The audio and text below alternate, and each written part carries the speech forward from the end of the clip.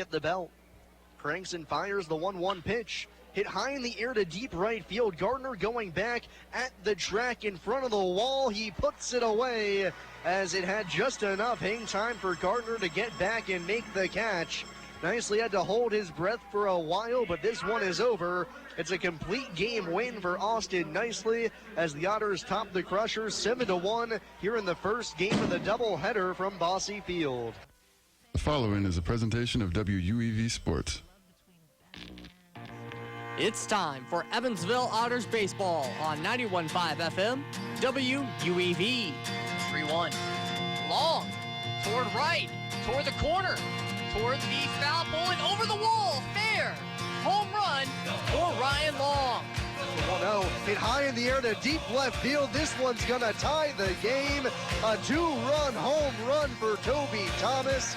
Don't forget, Otters fans, you can catch every Evansville Otters broadcast on 91.5 FM, WUEV, online at evansvilleotters.com, and through the WUEV mobile app. The Otters take Game 5 by a score of 1-0, and they are the 2016 Frontier League champions. Now, let's go out to the diamond for all of the exciting action. I hope you didn't miss us for too long because we're back for another game for the Evansville Otters. The Otters take the first game of the doubleheader by a final score of 7-1. Good pitching, good hitting, and good defense. All around a solid performance from this Otters ball club. Helped them snap a 5-game losing streak, and they'll try and sweep the Lake Erie Crushers here in a doubleheader to be able to get themselves even further back on track and get to 2 games above 500. Bill, just everything went the Otters' way in the first game. Oh, yeah, good hitting, good defense, good pitching. You know, if I may, give me the opportunity to talk about that situation I talked about earlier before. Okay, this was in 1970. Syracuse Chiefs, AAA Yankee ball club, the school or the town or where you went to school, and the Omaha Royals, which my brother was managing. And they were playing each other in the Junior World Series. Now, the game should have been in Omaha, but the weather in Omaha was so bad that they had you got me. Anyway, forecast that it was going to rain for several days. So they played the game in Syracuse. But it was Omaha's home games. And the Yankee players refused to come out on the field. Do you know who was suspended and fined? The Omaha team, because they were the home team and they had gotten together with Omaha major leaguers who was advertising. They had major league contracts but were on the AAA team. So therefore, they should have gotten major league salary while they're in the playoffs. Big discussion. Anyway, the game was played, but it was played an hour and a half later.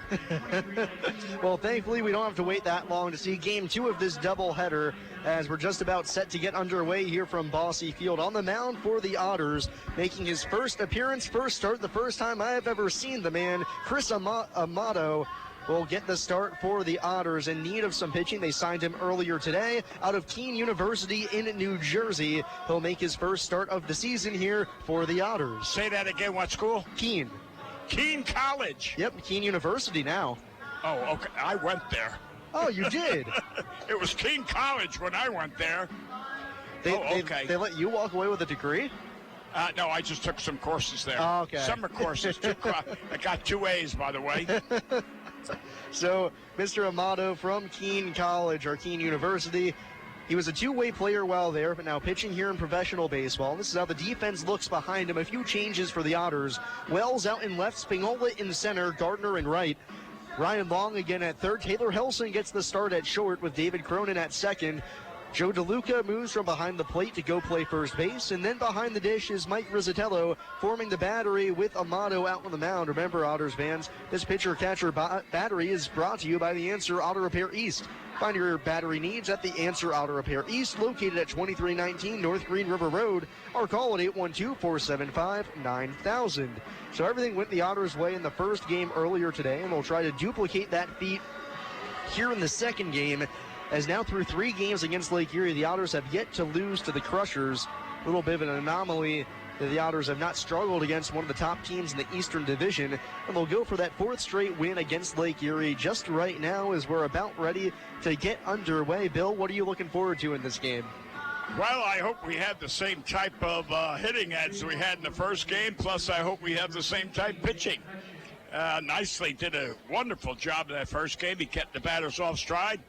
And Amato looks like he's got a pretty good curveball, so we'll see. Yeah, if Barack Obama was out on the mound for the Otters, that would be something. But instead, it's Chris Amato who has to try and fill in the shoes of Mr. Obama. His first pitch of the game is a fastball high, 1-0. Amato, righty on the mound, 5'11", 190 pounds, making, as I said, his first start here in professional baseball with the Otters. Facing Dane Hutchin to lead things off, third baseman for this game, left-handed batter. The 1-0 pitch. Fouled back to the screen, and the count's even 1-1. It's be nice to see if he throws that curveball now.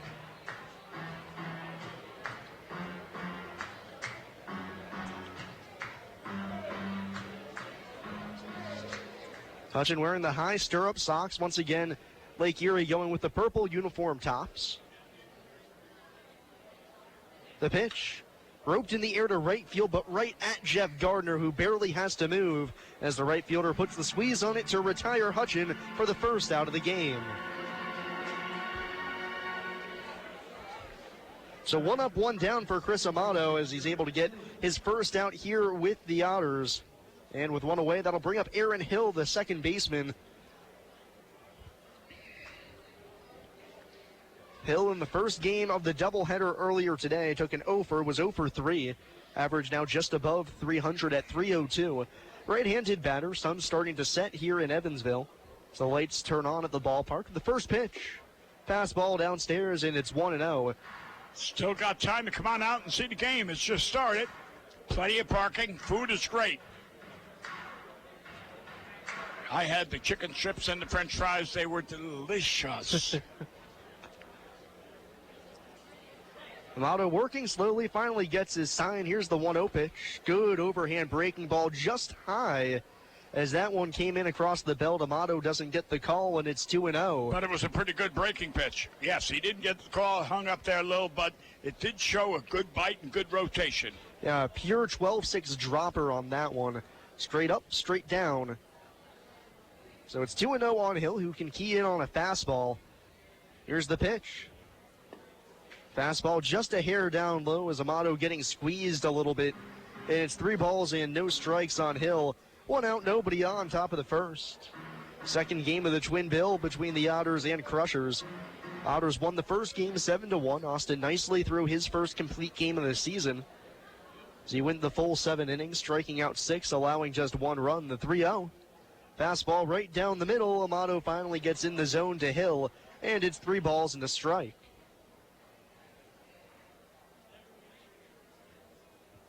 Flags right now, for now at least, laying limp out in center. Sky turning a different shade of blue as the sun continues to fall in the sky. The 3-1 from Amato. Fastball just a bit downstairs off the outside edge.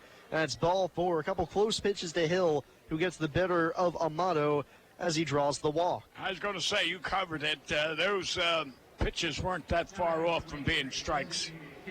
As you say, the umpire is squeezing the pitches. So now with a man at first base, it's Cody Lenahan's turn. Hill at first, always a threat to run. This season, he's stolen 10 bags, been caught 4 times.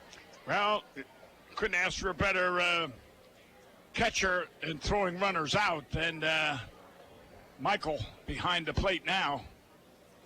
Lenahan, the left-handed batter, digs in, hands held high.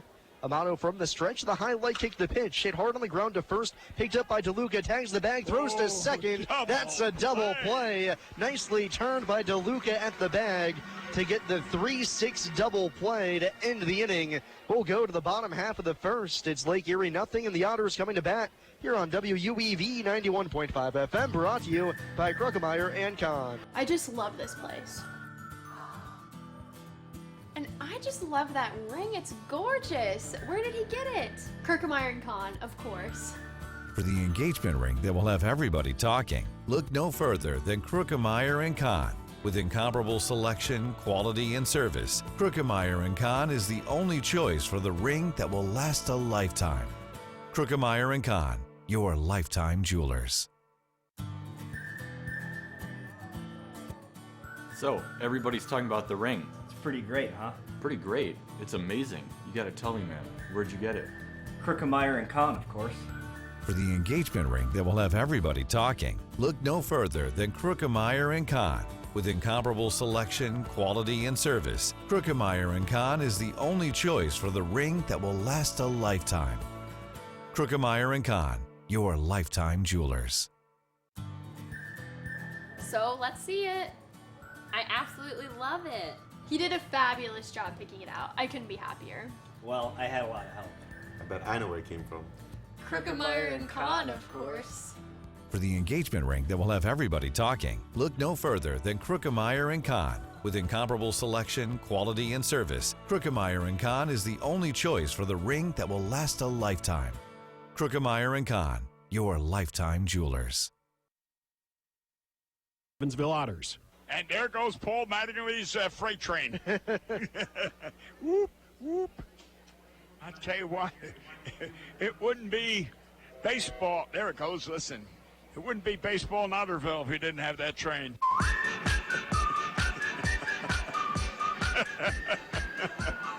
We go to the bottom half of the first inning, and Chris Amato with a great first frame in his debut appearance as an Otter as he gets the double play to end the inning.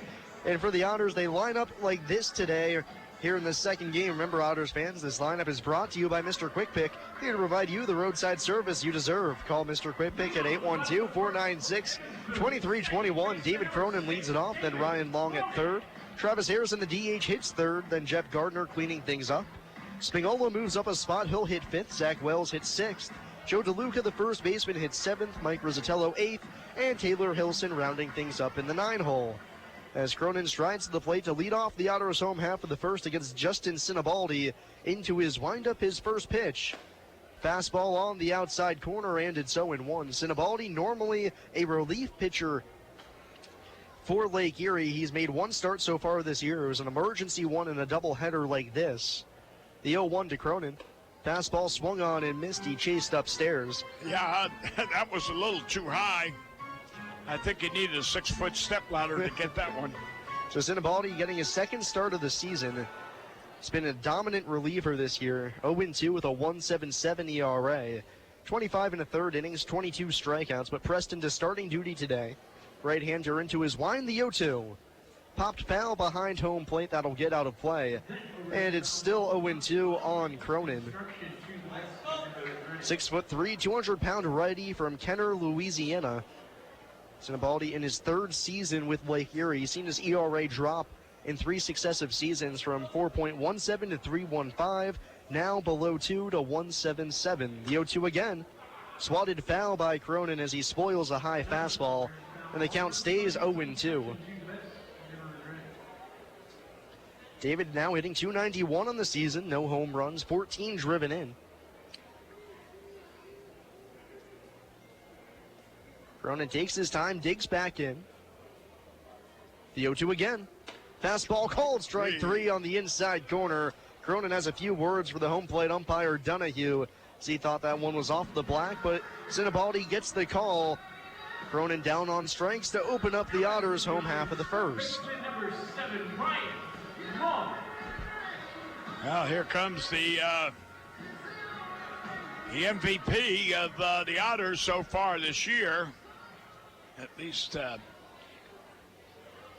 first pitch to Long. It's a fastball that misses off the outside corner. Bell tie, 0-1. Bryant's had a good day thus far. Homered in the opener, also added another single as well. Well, you know, when you look at it, Sam. The 0-1. Skied in the air behind home plate. Catcher Brown off with the mask as he gives chase.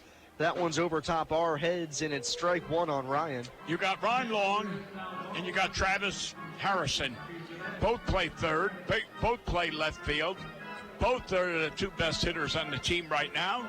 2 of the best RBI hitters. So You know, it's a toss-up between those two guys being the best two on this team. The 1-1 offering to Long. Swung on and hit high in the air to deep left center field. Wheat tracing back into the alley. The wind will knock it down a little bit as he comes into the gap to make the catch in left center for the second out of the inning. Now, last year, Ryan was hitting a lot of the fly balls out there in that particular area, left center. So with 2 outs, nobody on base, bottom of the first inning, it's scoreless here from Bosse Field. Travis Harrison's turn to hit with the bases clear. Right-handed batter, designated hitter for this ball game. Sinibaldi's first offering, fastball just off the outside corner. It's 1-0. You said Travis's father-in-law, James Pullman, was here earlier. 1-0. Fouled back over our heads, and the count's even on Harrison, 1-1. When you spoke to him, was he a former professional baseball player? No. Oh, no, okay. Just a college player? I have no idea. Oh, okay. Well, he said he wanted to talk baseball. That's what I was... Huge baseball fan. Oh, okay, just a baseball fan. We've got a lot of those. The 1-1 home to Harrison. Fastball high and tight, thought about swinging, but luckily lays off as that one nearly got him on the back elbow, and it's 2-1. You know, almost most, not all, but most boys all played Little League. And parents know more about baseball than they do wrestling, football, and basketball because most of the boys played baseball. Sinibaldi serves up the 2-1. Breaking ball. A little bit, and it's 3-1 on Travis. Sinibaldi got the first 2 outs easily, a strikeout and a flyout, but now down to the count, 3-1 on Harrison. Bases clear, 2 away. Bottom of the first were scoreless. The pitch. Roped on the ground towards the hole on the third base side. Diving stop by Hutchin, the third baseman. Gets to his feet, throws to first in time. A phenomenal play by Dane Hutchin ends the inning, and we'll go to the second. It's the Otters nothing and Lake Erie nothing here on WUEV 91.5 FM, brought to you by Kruckemeyer and Kahn. SRG Global, a Guardian company, would like to wish the Evansville Otters the best of luck in today's contest. Founded in 1932, SRG Global is one of the world's largest manufacturers of chrome-plated plastic parts for the automotive, commercial truck, and household appliance industry. Located locally at 601 North Congress Avenue in Evansville, SRG Global can be found online at srgglobal.com. They can also be reached in Evansville by phone at 812-477-6151. The Tin Fish Restaurant, located at 300 West Jennings Street in Newburgh, Indiana, is a proud supporter of Evansville Otters baseball. Independently owned and operated, the Tin Fish menu features salads and sandwiches, as well as seafood platters and combos, and seafood burritos, tacos, and burgers. The Tin Fish Restaurant is open 7 days a week from 11 a.m. to 8 p.m. It can be reached by phone at 812-490-7000. The Tin Fish Restaurant.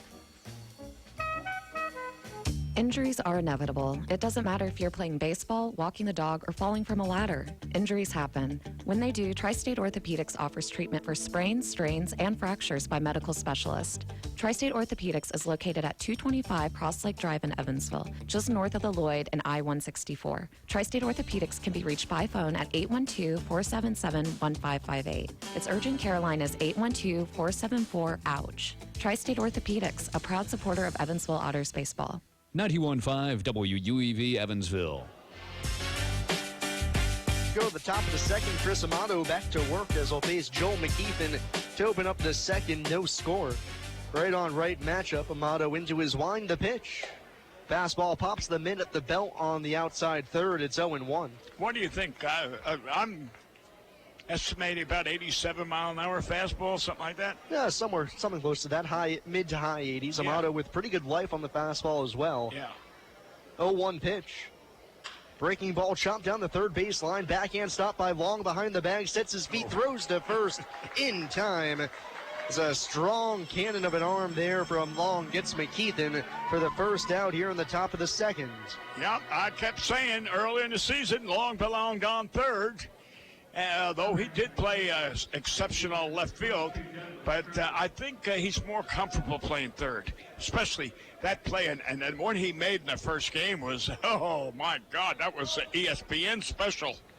Now it's Douglas Trimble, the right fielder, another right-handed batter. Amato's first pitch, lined back up the middle. That's down for a base hit as it goes towards the left center field alley. Spingola cuts it off. Around first is Trimble, but will hit the brakes and return to first with the first hit of the game for Lake Erie. It's a line drive single with one out here in the top of the second. Trimble got 2 hits in that first game as well. He's not a bad hitter. But you know what, surprising me, Sam, is I don't know about his defense yet, although I wasn't pleased at one, but that Spinelli has a pretty good arm. Yeah, we saw it displayed earlier in the first game. Yeah, and that's what held Trimble to a single here. So now it's Dustin Williams, a left-handed batter, runner at first, one away. Scoreless top of the second. First pitch of the at-bat. Fastball pops the mitt at the knees over the heart of the plate. It's 0-1. So far, with runners on, we have not seen Amato go to a significantly shorter leg kick or a slide step yet. Trimble at first, not exactly with great speed, however, though. Amato comes to the ready now, throws over to first a little low as they nearly get the runner. Yeah, pretty quick move there to first base. Trimble back in with the dive, so it's still 0-1 on Williams. You know, when you get a quick move like that to first base, if you're a runner, you have second thoughts. We're scoreless top of the second. The 0-1 pitch to Williams. Lines through the hole on the left side. That's into left field for a base hit. Williams goes the other way nicely. A good piece of hitting. And it's back-to-back singles here in the top of the second. Runners at first and second with just one away for Sean Hurley. You know, we ought to ask their radio man why Trimble and who was it? Someone else had a white sleeve on their right arms. I wonder why. Probably just for looks. You mean playing the theater pot? Old saying, look good, feel good, play good. Yeah, off Broadway. So runners at first and second. Here's Hurley. One out. We're scoreless top of the second. Otters jumped out to a lead in the first game. First pitch. Breaking ball off the mid of Rizzatello. Both runners are going to advance on the passed ball as that ball just banged off the leather of Rizzatello. Runners at second and third now with one away here in the top of the second. Lake Erie in prime position to get on the board. I'm going to diagnose that play, Sam. It was an off-speed curveball way up high, and I think Mike Rizzatello overplayed it, and he closed the glove before it arrived there, and that's when it hit off a closed glove. So runners at second and third. Infield stays back, willing to trade the run for the out here early in the contest. Hurley hitting 200 on the season. The pitch. Breaking ball down and away. It almost looked like Rizzatello was crossed up a bit, but he makes the play. It's 2-0 on Hurley. He's a good defensive catcher.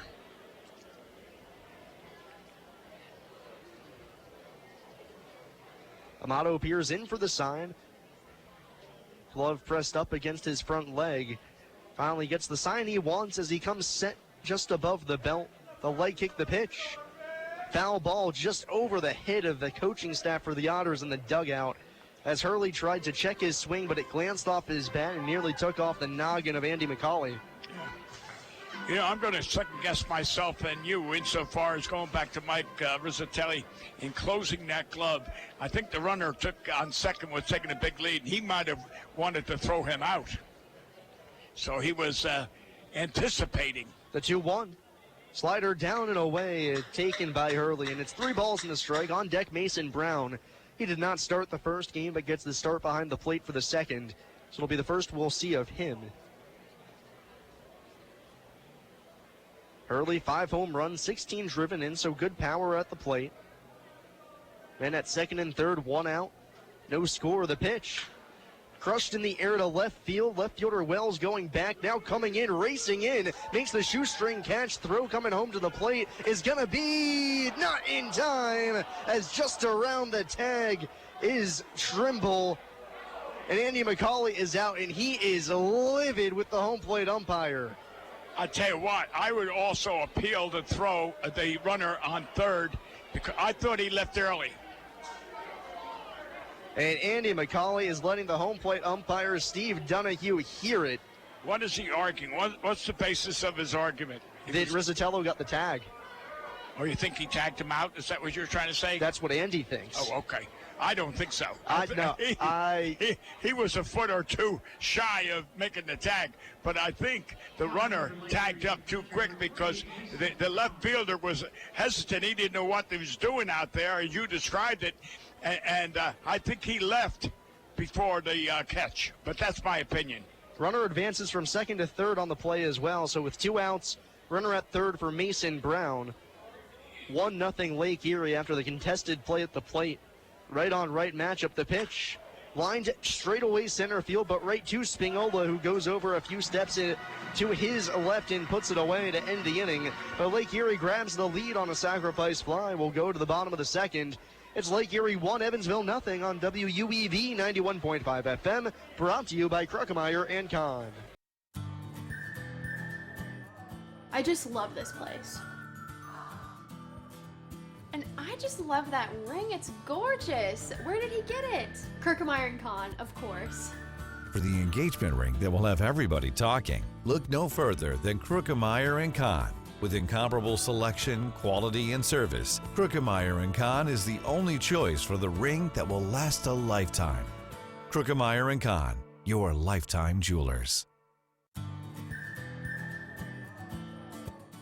So, everybody's talking about the ring. It's pretty great, huh? Pretty great. It's amazing. You gotta tell me, man. Where'd you get it?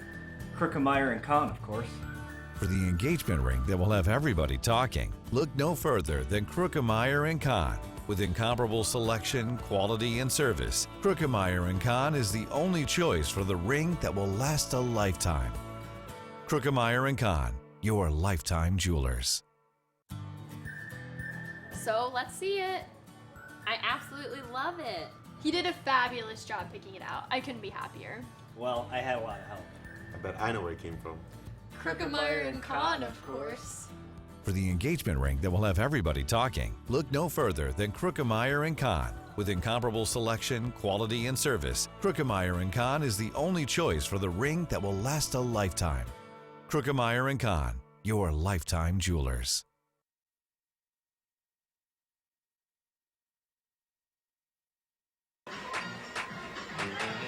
Hey Otters fans, whether you're searching for an exquisite diamond engagement ring, diamond anniversary band, dazzling earrings, or a gorgeous diamond bracelet, Kruckemeyer & Kahn is the place for extraordinary value and a pleasurable experience. Kruckemeyer & Kahn, supporter of Evansville Otters baseball. So we go to the bottom half of the second inning. Lake Erie jumps out in front on a sacrifice fly. It'll be 4, 5, and 6 in the order for Evansville as they were set down in order thanks to a great play by Dane Hutchin over at third to cap off the first inning. Sinibaldi back to work out on the mound. The big righty winds and fires the first pitch. Fires a fastball on the outside corner. That's a called strike one on Gardner. Yeah, Travis Harrison got robbed of a base hit on that last out in that first inning. It was a tremendous play by Hutchinson. The 0-1 pitch, fastball inside on Gardner as he puts his arms to his chest to avoid getting hit, and the count's even at 1.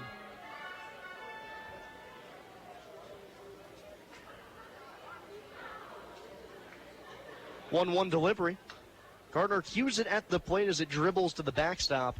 He's down in the count, 1 ball and 2 strikes. Gardner on the season now hitting .281, 6 long balls, 32 driven in. Jeff is a 280, 290 hitter. He's no 300 hitter, but he's got the long ball in his back pocket. The 1-2. Takes a changeup downstairs, count level at 2-2. Bottom of the second, it's 1-0 Lake Erie early on. Gardner leading the frame off for the Otters. And one thing that's impressed me about Jeff recently is he's really shown the ability to command the strike zone. The 2-2 pitch. Fouled back to the screen, still even at 2. He's been drawing a lot of walks. He has his on-base percentage pushing close to 400 now. Well, you know, if he can hit 280, 285, hit 20 home runs, drive in 60, 70 RBIs, I would consider him having a great year. Still 2-2 on Gardner. Sinibaldi fires again. Swung on and missed. He chases the high fastball. Second punch out of the game for Sinibaldi. And there's one away here in the bottom of the second.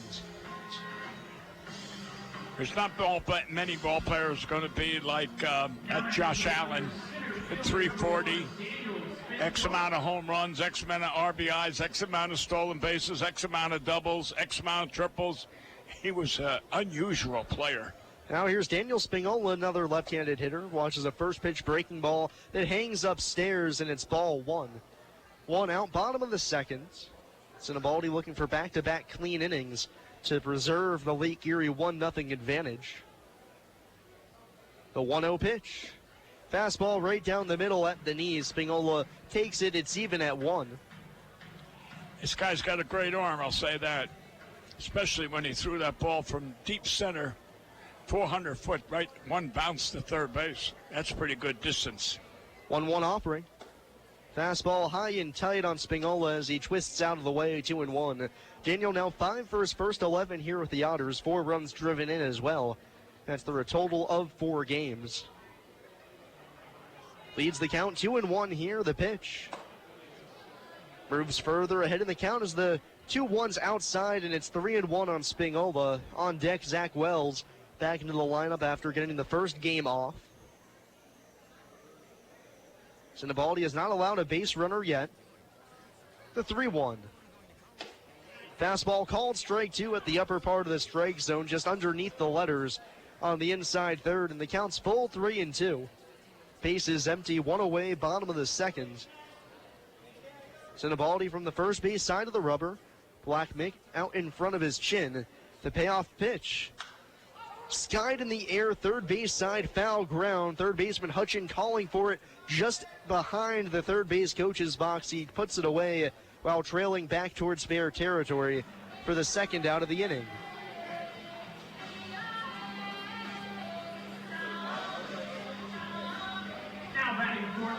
So 2 up, 2 down here in the inning, and it'll be up to Zach Wells to try and keep this frame going. It's 1-0 Lake Erie. Wells did not play in the first game of the doubleheader, but coming into this one has hit a real rough patch since being activated off the DL. The first pitch of the AB is a fastball over the knees, outside edge, and it's 0-1. Yeah, Zach is probably, I'm going to say, one of the better center fielders in this league. And I say center fielders, not outfielders, center fielders. The 0-1. Flown in the air down the right field line, slicing towards the Otters bullpen. First baseman Williams giving it a look, but it's out of play as it's on top of the terrace. And it's quickly 0-2 on Wells. Zach now hitting 180 on the season, 18 for 100. 2 home runs, 9 driven in. Yeah, if you remember early in the season when we were describing his play, I kept saying he's got that Joe DiMaggio type instinct out in the outfield. He glides after fly balls. He don't run after them. He glides after them. Down the count here, 0-2. Sinibaldi looking for a 1-2-3 frame. The pitch. Ooh, got fastball hit. Inside that drills Wells right on the shoulder guard, as that's why you wear it. As that ball trickled about 45 feet back to the mound, that got Zach clean on it. So the first base runner for the Otters comes the hard way. Wells plunked by Sinibaldi, and the inning continues for Joe DeLuca. Well, I'll tell you, he's a tough guy because he hasn't indicated that pitch that he get hit with hurt him at all. He just ran down, gave Boots his gloves, and that's it. So Wells at first, the first base runner of the game for the Otters. Bottom of the second, Lake Erie leading 1-0. DeLuca at the plate, the first baseman. The pitch. Fastball rides high and outside. It's 1-0. DeLuca's switch hitter batting from the left side here. He's had a lot more success hitting left-handed this year as opposed to right, despite right-handed being his natural side of the plate.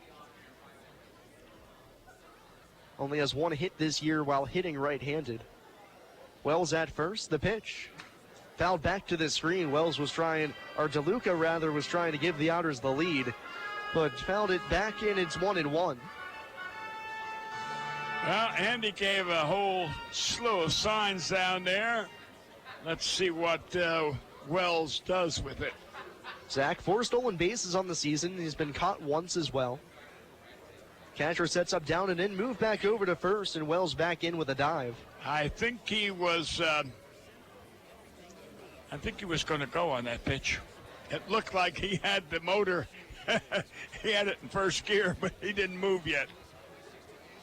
Sinibaldi comes set just above the belt.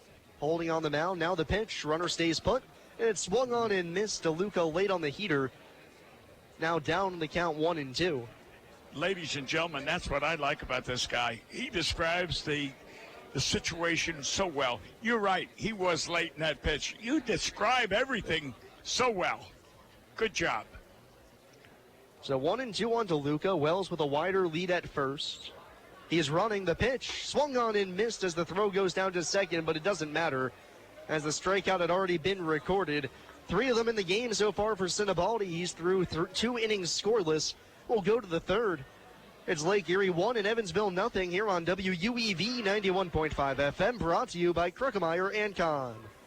Hi, I'm Bill Morgan of Bill Morgan Roofing and Construction. I've built a reputation of doing quality work that will stand the test of time. We didn't get here by knocking on doors, talking gibberish, or trying to be the lowest bid. You don't like to be sold to, and that's not what we do. My philosophy is simple: treating your home like it's my own, from start to finish. For roofing, gutters, siding, give us a call at Bill Morgan Roofing and Construction. Roofing the right way. 812-499-5892 or BillMorganRoofing.com. The Evansville Otters would like to thank the Evansville Courier and Press for their support and coverage of Otters baseball. The Evansville Courier and Press provides news, sports, and weather coverage to the Tri-State, both in a print and online edition. The Evansville Courier and Press can be found online at courierandpress.com, as well as on Facebook, Twitter, Instagram, and Pinterest. The Evansville Courier and Press, a member of the Journal Media Group. No matter how large or small your digging project may be, no matter how urban or rural, you must always call 811 before any digging project. 811 is our national one-call number, alerting your local utility companies to come out and mark any lines they have near your dig site. So before you do this or this, make sure you do this. For digging projects big or small, make the call to 811. Brought to you by Indiana 811.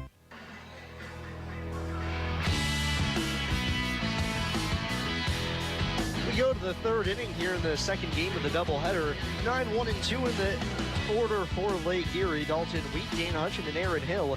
It's 1-0 Crushers as we start play in the top of the third inning. Chris Amato back to work. Right-hander making his first start of the season and of the year for that matter here with Evansville. So far, so good for him. First pitch. Fires a fastball just a tick down and away, and it's 1-0 on Wheat. Wheat hit 7th in the order in the first game of the doubleheader, dropped down to the 9 slot here for game number 2. Well, he didn't get any hits. Grounded out to the pitcher. 1-0, tapped foul. The play is that's off the back of Wheat inside of the box, so it's just strike 1.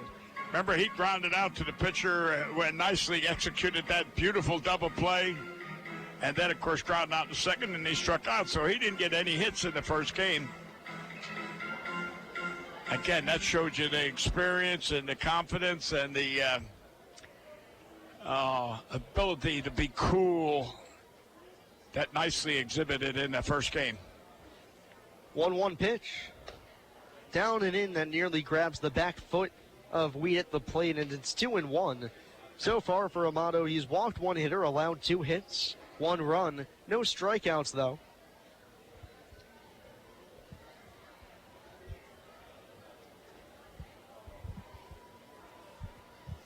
Wind, fire, the 2-1. Skied in the air to straightaway center field. Spinola comes in a few steps, now races back, still going back. He finally puts it away, backpedaling towards the track. As I have no idea what happened to that baseball, but Spinola was sent racing straight back over his head. But he puts it away for the first out of the inning. Well, that's why I questioned his last time when that ball that the De La Rosa got in the first inning, first game, he got that triple because for some reason, I don't know if Spinoli doesn't pick the ball up quickly enough or not. I don't know, but he does make the catch, but he doesn't look smooth doing it. So the lineup turns over for Dane Hutchin, flew out to right his first time up, and I have to wonder if the wind is swirling First pitch from Amato is a curveball upstairs, 1-0, because on the sacrifice fly to Wells out in left, you rarely ever see Zach misplay a ball, and he came very close to having that ball drop in front of him. Oh, yeah. Catching it out of shoe tops. Right. And we complimented his defense. The 1-0. Fastball drifts outside. 2-0 on Hutchin. 1 out, nobody on, top of the third. It's 1-0 Lake Erie. But again, Wells is a center fielder, not a left fielder, so that makes a big difference. Hutchin, left-handed batter, no batting gloves. High stirrup socks. The 2-0. Swung on and missed, went down to a knee as he chased a pitch just above the dirt, 2-1. Yeah, when a left fielder is out there and the batter is batting left-handed, the ball is slicing away to the left field line. The same way, reverse that to right field. The ball slicing down the right field line. 2-1 here on Hutchin. Quiet in the box. Kicking the pitch. Fastball way upstairs as that one sails out of the hand of Amato.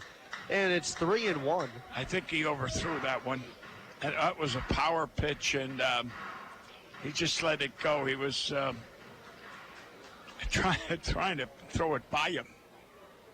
3-1 on Hutchin. Amato unfurls the 3-1.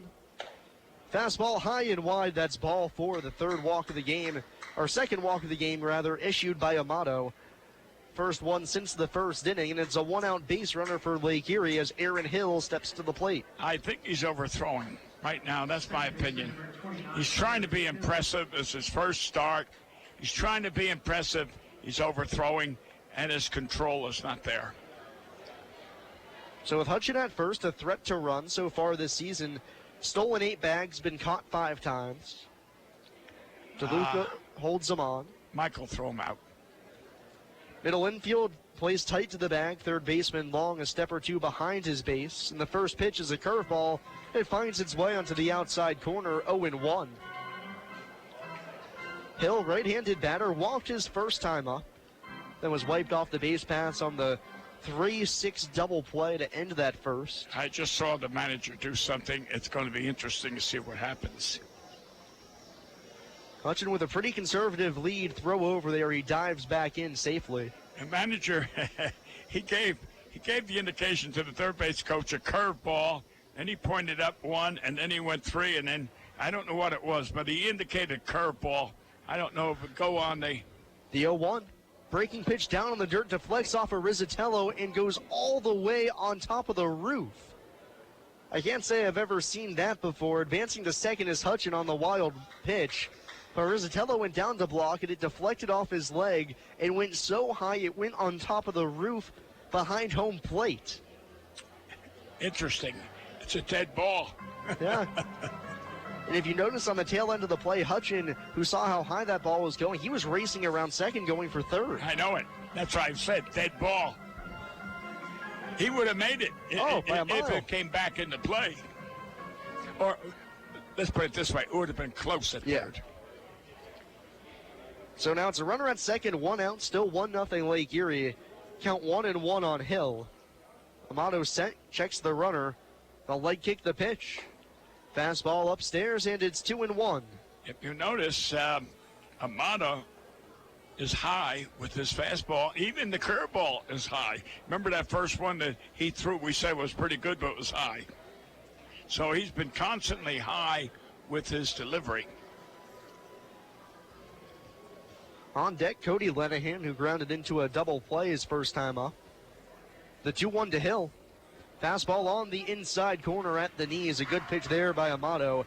Gets him back in the count. It's 2-2, and we're going to see some action now down in the Otters bullpen as it looks like Alex Phillips is going to get loose and ready.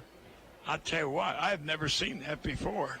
Something is up because Max or Andy, whoever, had never been this quick in 2-2 pitch, runner goes, skied in the air down the left field line towards the corner. That's going to hook way out of play as back to second goes Hutchin. My guess is probably, I don't know Amato's backstory in terms of his summer before coming here, but from my initial research, it hadn't looked like he pitched yet this summer. So potentially his leash could be pretty short, just getting warmed up. Well, being in the third inning, that's quite short. It's like spring training. You only pitch 3 to 4 innings. 2-2 again to Hill. Breaking ball just down low as Hill lays off. And the count's now full 3-2. I'll say this. If he walks in, Andy will be out, or Max will be out. Now, Amado's pitch count in relative control right now, 35 pitches through 2 1/3 innings. He's got a runner at second, 1 out, 3-2 on Hill. Checks the runner. Here it comes. Breaking ball in the dirt, blocked by Rizzatello. Hill saw it all the way as he takes for ball 4. Back-to-back walks now here with 1 out. And there's 2 men on with 1 away for Cody Lenahan. That's the second time Hill has walked. And I guess I'm wrong. Max is not out there yet. I've seen him go to his clipboard and write something, whatever he writes. I have no idea, but I don't know. I thought he'd be out there, sure as can be. This is where Mike Rizzatelli should be going out there and talking to him. Now it's Cody Lenahan's turn to bat. One of the best hitters in this Lake Erie order. Left-handed slugger, slightly open stance. The first pitch of the at-bat. Breaking ball down in the dirt. Lenahan lays off. It's 1-0. DH for Lake Erie this evening. He's hitting .387 with runners in scoring position this year. Which is the situation he finds himself in right now. Runners at first and second, 1 out. Lake Erie trying to build upon a 1-0 lead here in the top of the third.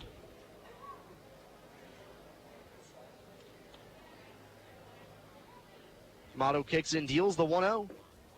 Fastball misses downstairs, and it's 2-0 on Lenahan. Mike, you should go out and talk to this pitcher right now before he walks this guy. He's nervous. You can see he's lost his composure. He needs just a relaxation out there. Just say, hey, take it easy. Amato comes to the ready. The 2-0 pitch. Broken bat line drive through the hole on the right side. That's in for a base hit. Everybody will move up 1 base as both runners had to make sure that baseball got through. It's a single for Lenahan, and the bases are loaded with 1 away for Joel McKeithen.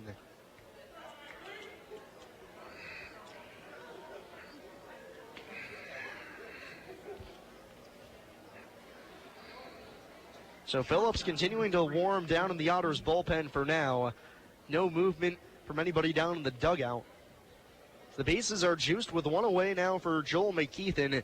Grounded out to third his first time up. The Otters would love one of those right here. Double play ball to get them out of the inning. First baseman DeLuca is going to play on the cutout of the grass. Middle infield back. Long a step or 2 behind the third base back. And Amato still from the stretch, dealing to McKeithen, the right-handed hitting shortstop. Amato comes set. Roxon delivers the first pitch. Hit high in the air down the left field line, shallow. Wells over towards the line. He's underneath of it. Gets a running start, makes the catch. Runner coming home from third. The throw to the plate is in time. A double play for the Otters as Zach Wells nails the runner at the plate to end the inning. This time he gets his man, and the inning is over. The Otters out of the bases loaded jam will go to the bottom half of the third. It's Lake Erie 1 and Evansville nothing here on WUEV 91.5 FM, brought to you by Kruckemeyer and Kahn. I just love this place. And I just love that ring. It's gorgeous. Where did he get it? Kruckemeyer and Kahn, of course. For the engagement ring that will have everybody talking, look no further than Kruckemeyer & Kahn. With incomparable selection, quality, and service, Kruckemeyer & Kahn is the only choice for the ring that will last a lifetime. Kruckemeyer & Kahn, your lifetime jewelers. So, everybody's talking about the ring. It's pretty great, huh? Pretty great. It's amazing. You gotta tell me, man. Where'd you get it? Kruckemeyer & Kahn, of course. For the engagement ring that will have everybody talking, look no further than Kruckemeyer & Kahn. With incomparable selection, quality, and service, Kruckemeyer & Kahn is the only choice for the ring that will last a lifetime. Krukemeyer & Kahn, your lifetime jewelers. So let's see it. I absolutely love it. He did a fabulous job picking it out. I couldn't be happier. Well, I had a lot of help. I bet I know where it came from. Krukemeyer and Kahn, of course. For the engagement ring that will have everybody talking, look no further than Krukemeyer & Kahn. With incomparable selection, quality, and service, Krukemeyer & Kahn is the only choice for the ring that will last a lifetime. Krukemeyer & Kahn, your lifetime jewelers.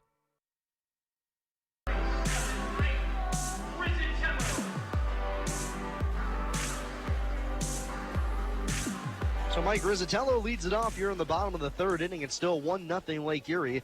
Justin Sinibaldi back to work. He's into his wind, and he fires the first pitch. It's a fastball high and outside, 1-0 on Rizzatello. As a former catcher, Sam, I'll tell you what, that throw from Wells to home to Mike was beautifully. And as a catcher, as I said, 1-0 pitch drilled in the air to right center field. Long run for the center fielder. Leap over into the gap. He'll make the catch as he nearly collides with his right fielder Trimble. Rizzatello hit it hard, but Wheat with good range, able to venture over into the deep right center alley for the first out here in the bottom of the third. A 385-foot shot. But getting back to Wells, that throw was so perfect that as a former catcher, it was an easy play. Put it that way, an easy play. Yeah, we saw Zach's throwing arm earlier in this game when he nearly had a runner at the plate. Now here's Taylor Hilson, right-handed batter, watches a fastball miss outside for ball one. Nearly had the runner at the plate on a sacrifice fly earlier in the game. This time got his man. Now it's Taylor Hilson's turn to bat. 2 for 10 this season. Shows bunt on the 1-0 and takes downstairs. 2 balls and no strikes. No, did he call that a ball or a strike? I thought I saw. Oh, I guess I'm wrong. I thought he indicated strike. So it's 2-0 on Hilson, right-handed batter. The offering. Swung on and popped up on the infield, right to the shortstop McKeithen. Goes back a few steps, now comes into the baseline and makes the catch for the second out of the inning.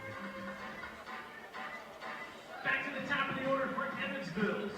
The lineup turns over now for David Cronin. Otters still looking for their first hit of the ball game, just one base runner. That was when Zach Wells got plunked by a fastball on the front arm. Cronin struck out looking his first time up on an inside fastball that he had a disagreement with the home plate umpire about. 2 outs, bases clear. It's 1-0 Lake Erie. First pitch from Sinibaldi. Swung on a soft little liner over the head of the second baseman Hill, who jumped up high but can't come down with it. It's a single for Cronin. The little bleeder that finds its way into right field. It's a base knock, the first one of the game for the Otters. And it's a 2-out base runner for Ryan Long. You know, I think this is similar to the first game, if I'm not mistaken. The Otters didn't have a hit the first 2 innings, and then the third they got the run and the hits. Here we start off, we got our first hit here in the third as well. In the first game, the first hit of the game for the Otters was actually Ryan Long's home run in the third. Yeah.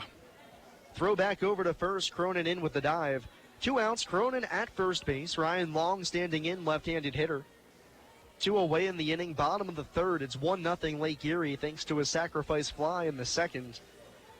Zach Wells stopped them from extending that lead in the top half of the frame when he threw a runner out at the plate. The first pitch to Long is skied in the air down the first base line. Foul territory. Williams, the first baseman, over, but it's the second baseman, Hill, who calls him off, but neither of them have a play as it lands over the fence into the concourse for strike one. And none of the Otter bullpen pitchers moved. They just sat there. That's really not a bad move by them. They don't have to give up the ground, especially when it's the opposing team. Right, I'm just saying that they weren't any help to the fielder. So 0-1 on Long. Cronin at first, a solid lead.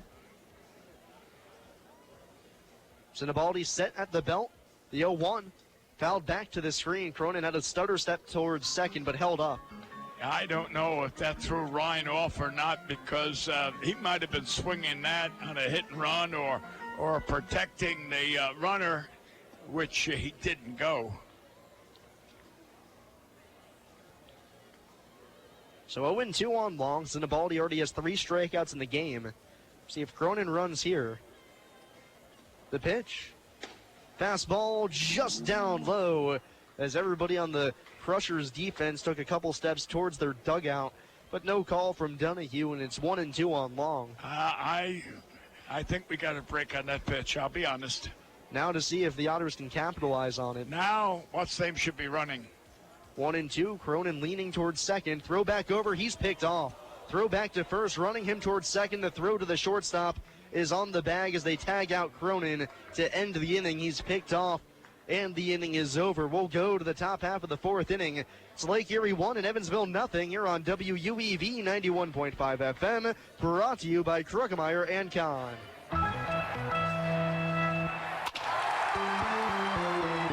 Hi, this is Joe Townsend from JMT Restoration. We are proud to be a sponsor of the 2016 Frontier Champion Evansville Otters. If you ever have a mold or water restoration issue in your home or business, give us a call at 812-205-5384.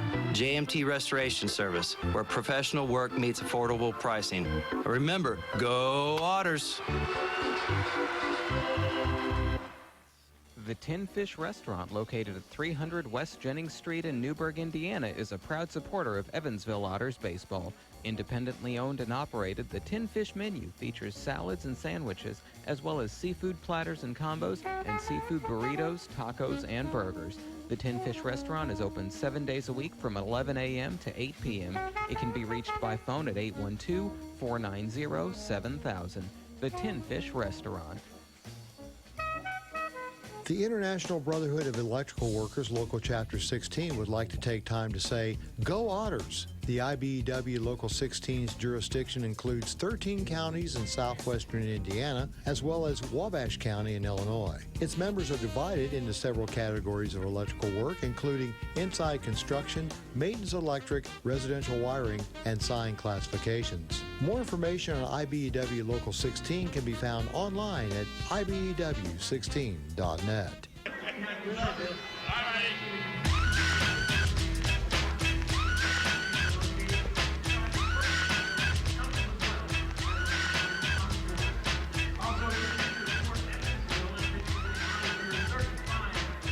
Hey, Otters fans, whether you're searching for an exquisite diamond engagement ring, diamond anniversary band, dazzling earrings, or a gorgeous diamond bracelet, Kruckemeyer & Kahn is the place for extraordinary value and a pleasurable experience. Kruckemeyer & Kahn, a supporter of Evansville Otters baseball. We've got a pitching change to tell you about, as Alex Phillips is into the ball game to replace Mr. Chris Amato, who's done after 3 innings of work. He cannot win this ball game. He can only lose or receive a no decision, as he exits this one trailing 1-0. A solid effort from him. He goes 3 frames, 1 hit allowed, 3 walks, or excuse me, rather 3 innings, 3 hits, 1 run that was earned. 3 walks, no strikeouts for him, as he gives way to Mr. Alex Phillips, making his 2nd appearance of the season. First one came against Washington at the tail end of the first half. Phillips from Baylor University. Power, 6'3", 220-pound arm.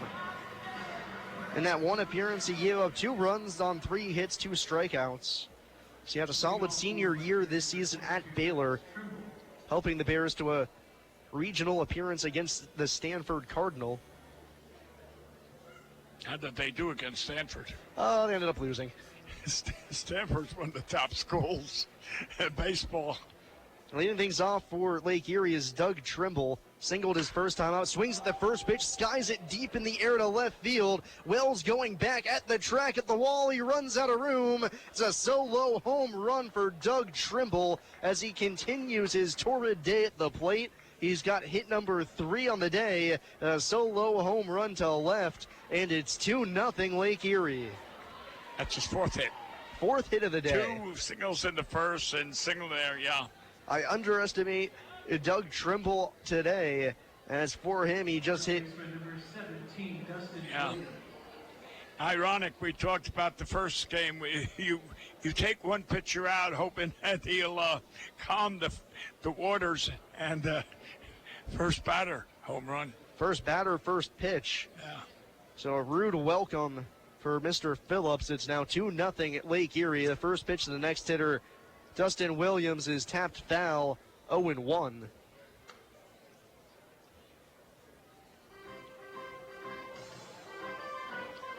So a quick start for Lake Erie here in the inning.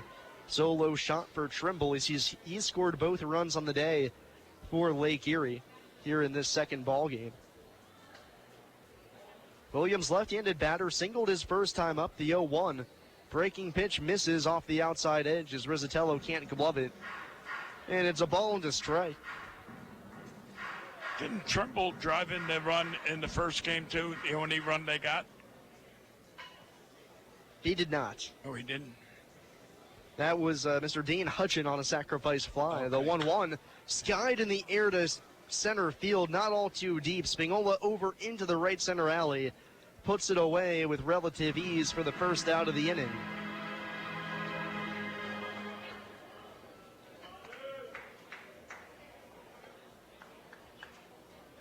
Spinola dancing around a little bit out in right center as the ball's coming down. I'm not sure if it's the wind swirling or what have you, but that's happened a couple of times now. Thankfully, he comes down with it for the first out of the inning. Is still 2-0 Lake Erie. Here's Sean Hurley, right-handed bat. Phillips from the stretch on the mound, the pitch. Sharp breaking ball on the outside corner, and it's 0-1. Ron Swoboda. I was trying to think of it. Ron Swoboda. Played right field for the Mets in the World Series. Had the famous catch, the 0-1. Breaking pitch down and in the dirt. It's 1-1. Wasn't the smoothest of outfielders, but got the job done. Ron Swoboda, Tommy Agee. Yeah, but Swoboda was the one he tripped and made the catch, and they raved about what a great catch it was. 1-1 pitch. Good overhand breaking ball. Freezes Hurley at the plate. It's 1-2. Hurley had a sacrifice fly his first time up. A man that lived a few miles down the road from Evansville was named Gil Hodges.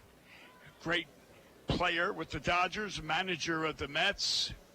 1-2 offering. Breaking ball just off the corner. 2 balls and 2 strikes. Had the pleasure of knowing him, and in all my years in Major League and minor league baseball, no one ever spoke a word negatively about Gil Hodges. He was one of the gentlemen of baseball. 2-2 pitch. Pop foul out of play by Hurley. Still 2-2. It's 1-0 Lake Erie, top half of the 4th inning. But yet it was Ron Swoboda who was the only man that ever said things negatively about Gil Hodges. A man that was thankful he was in the majors, talking about one of God's greatest creatures, Gil Hodges. Break-even pitch, fastball high. Hurley lays off and the count's full, 3-2. Gil Hodges, I'm sure you know this fun fact, but Gil Hodges, of course, the man with the most votes to never get into the Hall of Fame. Right. Only man to crack over the 70% mark and not reach the elusive 75 needed for enshrinement. Payoff pitch. Bounced along at 30, waits for the big hop, gobbles it up, throws across the diamond in time to get Hurley for the second out of the inning.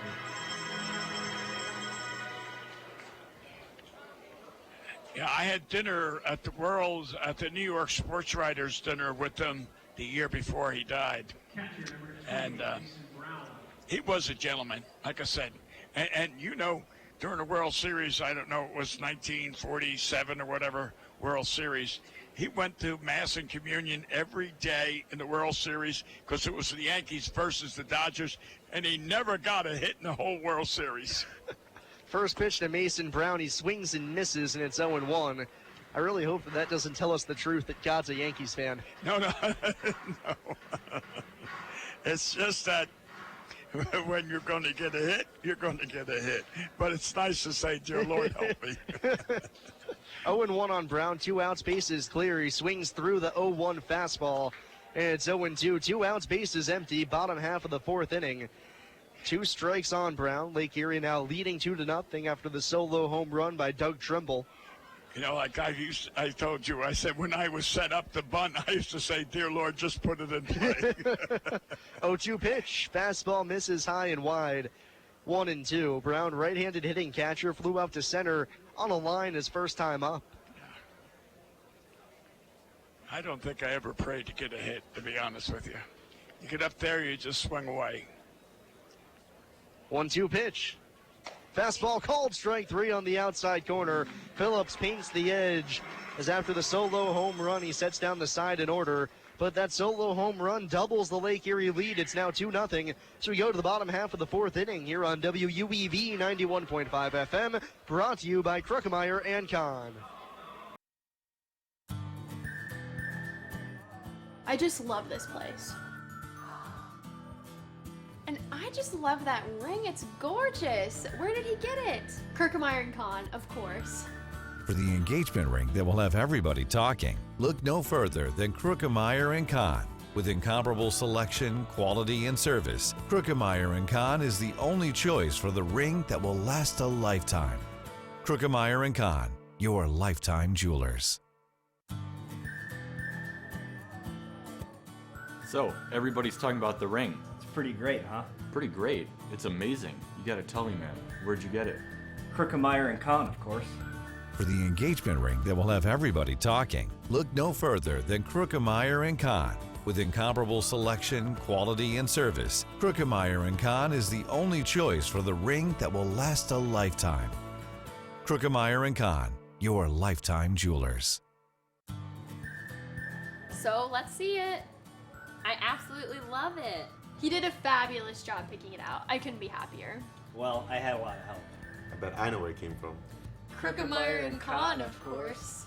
For the engagement ring that will have everybody talking, look no further than Kruckemeyer & Kahn. With incomparable selection, quality, and service, Kruckemeyer & Kahn is the only choice for the ring that will last a lifetime.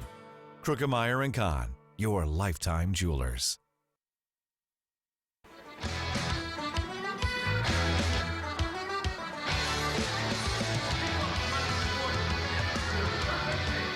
We go to the bottom half of the 4th inning. Otters now trailing by 2 runs. It's 2-0.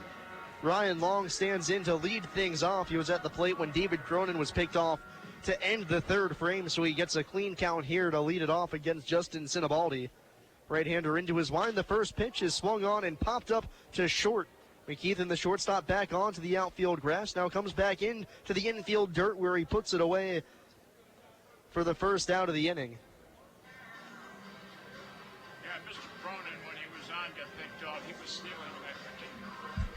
He was stealing in that particular play.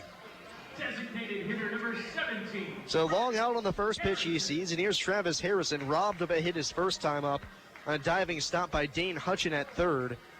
Otters just 1 hit in the game thus far and had that base runner wiped off when Cronin was picked off to end the 3rd. Right on right matchup, the first pitch. Fastball misses high, and it's 1-0.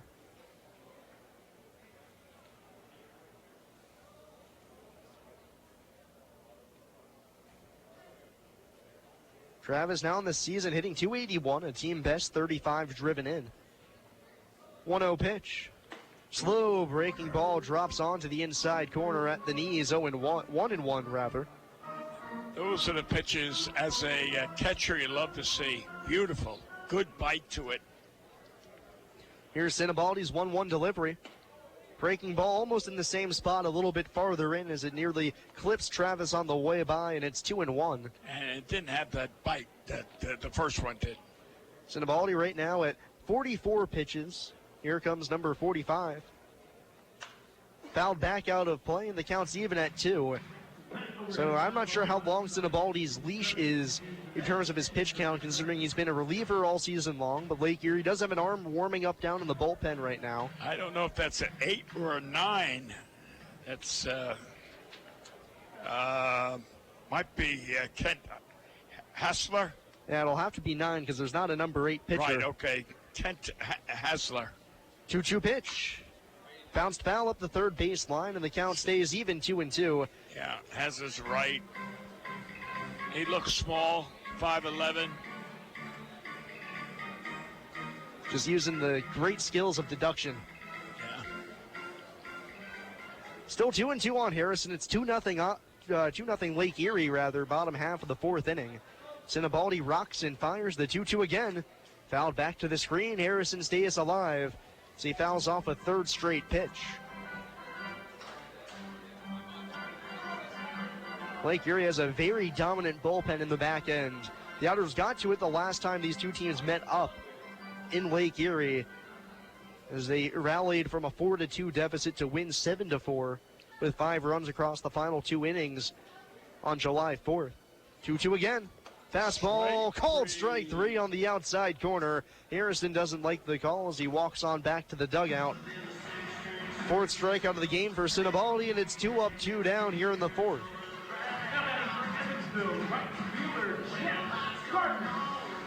Well, Jeff needs to put one out in this ballpark and get the fire ignited. Oh. I thought I dropped my watch. Here's Jeff Gardner. First pitch, fastball way high. It's 1-0. Jeff struck out swinging his first time up.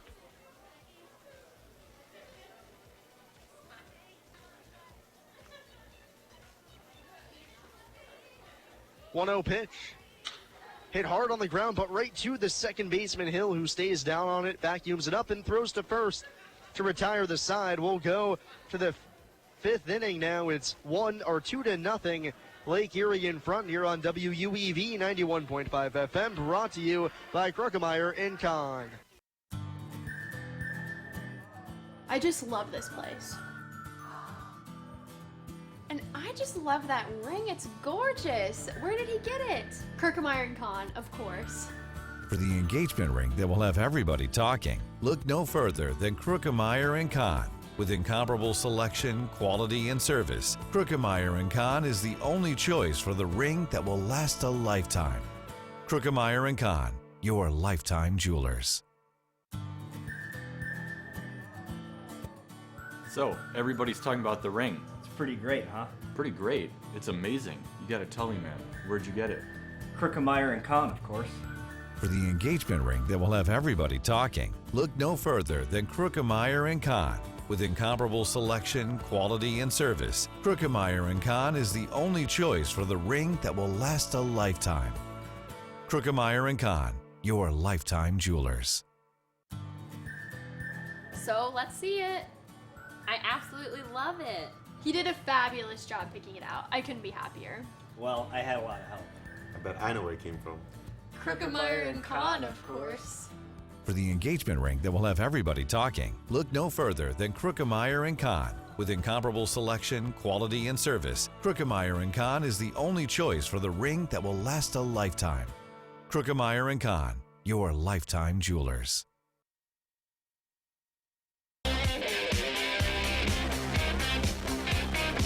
We go to the top half of the 5th inning. Sam Jelinek here on the mic here at Bosse Field, as I'll be flying solo the rest of the way, as Bill had a little family emergency to attend to, so hopefully everything's okay with him. We wish him the best. He'll be back tomorrow. But for now, it'll just be me taking us home as the Otters trail 2-0 here in the top half of the 5th inning. Alex Phillips back to work against 9-1-2 in the order for Lake Erie. Phillips winds and fires the first pitch of the frame. It's a sharp 12-6 deuce on the inside corner. It's 0-1. Phillips worked around that home run back in the 4th inning to retire the next 3 hitters he faced. So Lake Erie still leading 2-0, top of the 5th. Nobody on. Dalton Wheat leading it off, left-handed batter. The 0-1. Fastball just below the knees on the outside part of the plate, and the count's even at 1.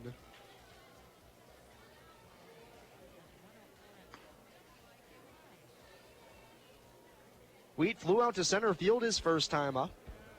On deck, the leadoff man, Dane Hutchin, who's walked, also flown out to right. Now time called at the plate before the 1-1 can come home.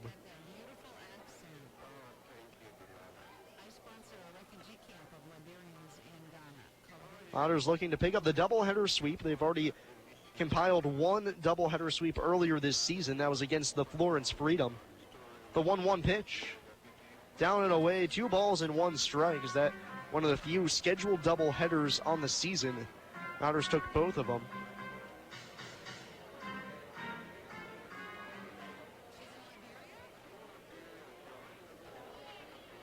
Two balls and a strike now on Wheat. Phillips working slowly here. The 2-1. This is well upstairs, and it's 3 balls and 1 strike. Chris Amato went the first 3 frames. First appearance as an Otter, gave up 3 hits, 1 run on 3 walks, did not strike out a batter. Now it's Alex Phillips' turn here in the fifth inning of a 7-inning ball game. Nobody warming in the bullpen for the Otters, but there is somebody getting loose down in the Lake Erie bullpen. 3-1 on Wheat. Here it comes. Lined out into left field. Well started in, now racing back. That ball's over his head as it one hops up against the left field fence. Going into second is Wheat. He's got a double to lead off the top half of the fifth inning.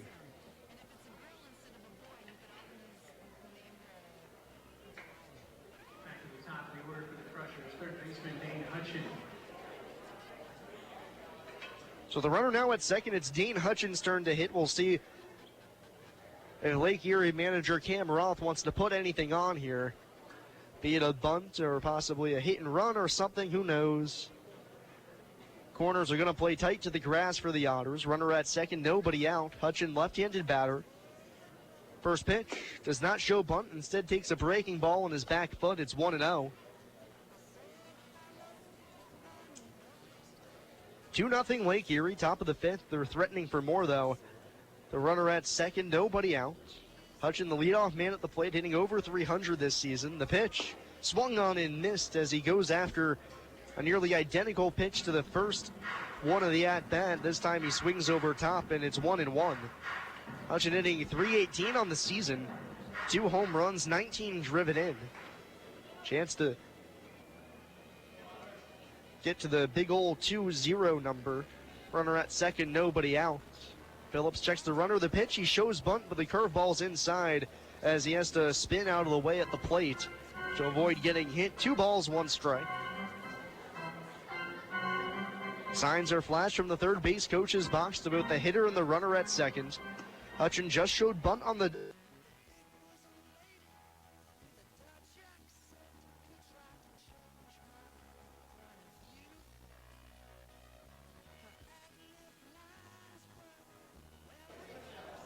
And it's off the glove of Rizzatello to the backstop, who thought that pitch was foul tipped. But the home plate umpire Donahue says, no, that was just straight up whiffed. So it's going to go down as a passed ball, and the count's 2-2. Runner now at third with nobody out.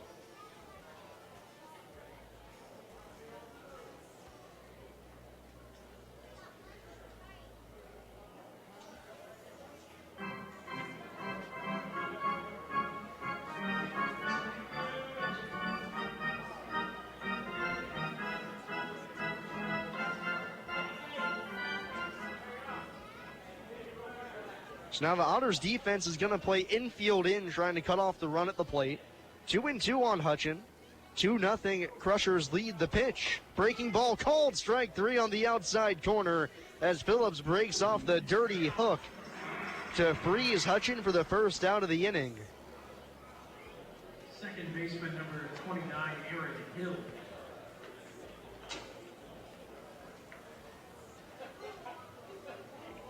So now it's Aaron Hill's turn. He's walked both times he's come to the plate. Enfield is going to stay in on the grass with the runner at third. It's 2-0 in Lake Erie. Top of the fifth here in the second game of this doubleheader. Otters took the opener earlier today. The first pitch, breaking ball outside. Hill lays off 1-0. We saw Amato go to that pitch quite a few times against Hill, who was able to watch it by every single time, would not chase. Hill now hitting .301 on the season. 1 home run, 13 driven in.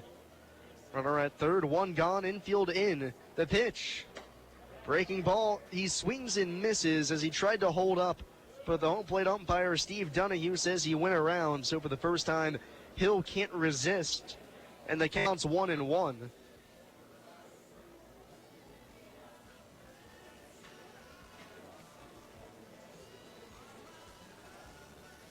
Phillips comes to the high set, the leg kick, the 1-1 pitch. Slider called, strike 2 on the outside corner as Phillips able to lasso the edge, and it's a ball and 2 strikes.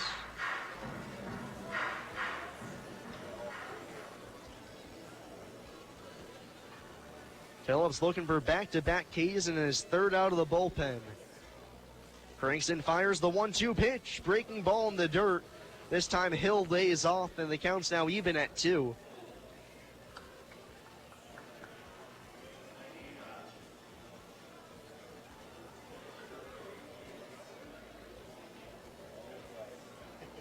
Phillips taking his time on the mound. Steps off the rubber, now retoes it. Gets the sign he wants. Twirls the 2-2 pitch. Swung on and missed. Hill goes down swinging as he chases the breaking ball down and away. Back-to-back strikeouts for Alex Phillips.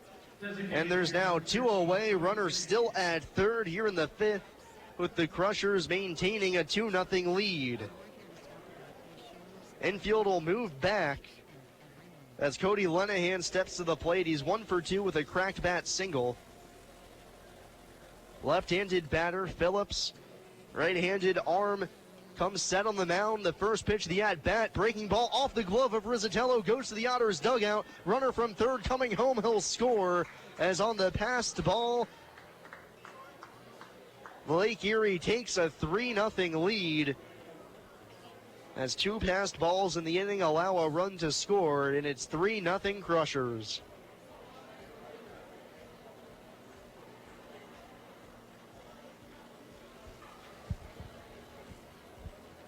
So after it looked like Phillips might be able to work out of the jam by striking out the side, his first pitch to Cody Lenahan goes wild.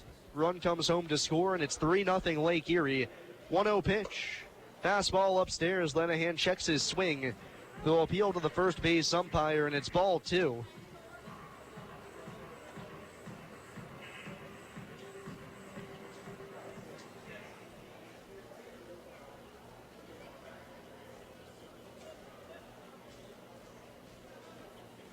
Lenahan hitting .313 on the season. 2 outs, bases clear. The pitch. Fastball pops the mitt as it sizzles across the outside edge. 2-1.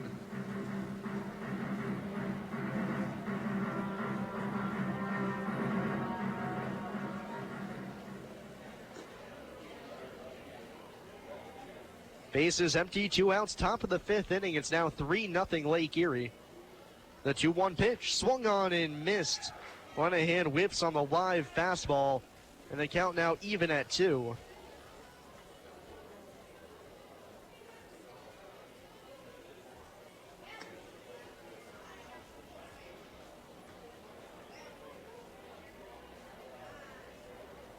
Two-two pitch. Chopped foul at the plate as that breaking ball is off the front foot of Lenahan at the plate. So he'll redo his shin guard to make sure that stays in place.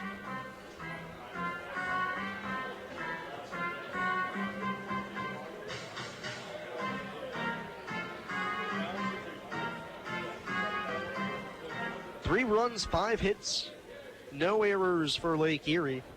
No runs, 1 hit, no errors thus far through 4.5 innings for Evansville. Just about halfway home here in the 7-inning ball game. 2-2 pitch. Fastball misses outside, and the count's full, 3-2. On deck, the cleanup man, Joel McKeithen. He's taken an over thus far.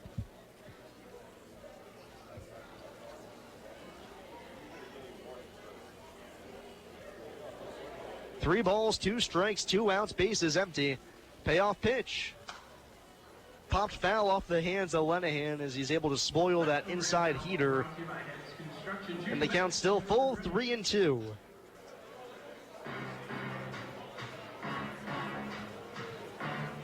One run in the second, 1 in the 4th, 1 more here in the 5th. 3-0 lead. Otters trying to avoid having a split today. Payoff pitch again, swung on and missed. Phillips strikes out the side, but a run comes home to score. We'll go to the bottom half of the 5th. It's 3-0 at Lake Erie here on WUEV 91.5 FM, brought to you by Kruckemeyer and Kahn. Since 1994, Slay's Restoration has been assisting tri-state residents clean up and restore their properties after disasters of all kinds. Located at 2121 Cotter Avenue in Evansville, Slay's Restoration offers assistance for water damage, fire and smoke damage, mold and biohazard mitigation, complete reconstruction, and much more. Slay's Restoration can be reached toll-free 24 hours a day at 1-888-776-8555. It can also be found online at slaysrestoration.com.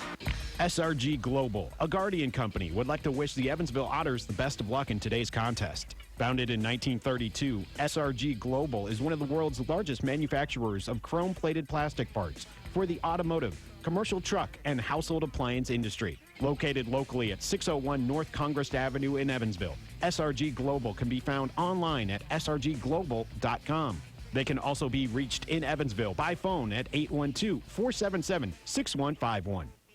Injuries are inevitable. It doesn't matter if you're playing baseball, walking the dog, or falling from a ladder. Injuries happen. When they do, Tri-State Orthopedics offers treatment for sprains, strains, and fractures by medical specialists.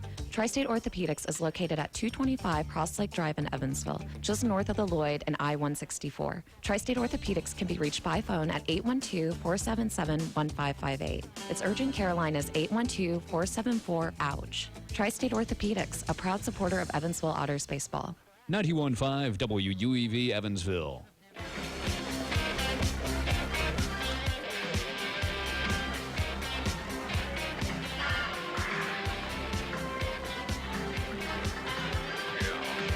So we go to the bottom half of the fifth inning. We're halfway home here at Bosse Field with Lake Erie in front right now by a score of 3-0 as they put up single runs in the second, fourth, and fifth innings. Coming on to pitch for Lake Erie is Kent Hassler as Justin Sinibaldi's evening is done. It was a good one. Went 4 innings, allowed just 1 hit, no runs on 4 strikeouts, no walks as well. So give way to Kent Hassler here. The rookie straight out of Louisiana Tech has been stellar this season. No record, but a .67 ERA. His 11th appearance, 13 1/3 innings, 12 strikeouts, 6 walks, and 12 hits allowed. It'll be 5, 6, and 7 in the order for the Otters as they'll need to mount some sort of comeback here to try and get back into this ball game. Keanu Cummings gets loose down in the bullpen for the Otters. Presumably, he'll come on for the 6th. So Daniel Spingola leads it off, popped down and foul ground to third his first time up. Left-handed hitter against the righty Hassler on the mound, 5'11", 190 pounds. Where's the purple stirrup socks? The pitch. Fastball a little bit low, it's 1-0.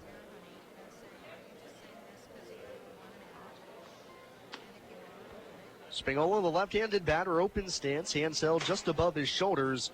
The 1-0 pitch. Fastball misses in almost the same spot off the outside edge. 2-0 on Spingola, who homered earlier today. His first home run as an Otter. Basically took him no time to get there. So it was just in his fourth game here with Evansville. The 2-0 fouled back to the screen. Spingola with a hearty cut at a fastball. And it's 2-1. Otters just with 2 base runners thus far in the game.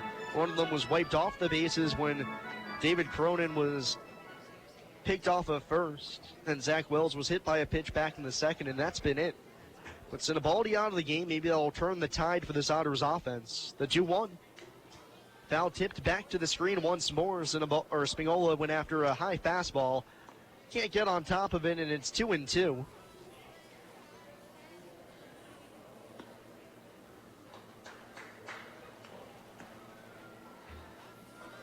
Already another arm loosening up down in the bullpen for Lake Erie.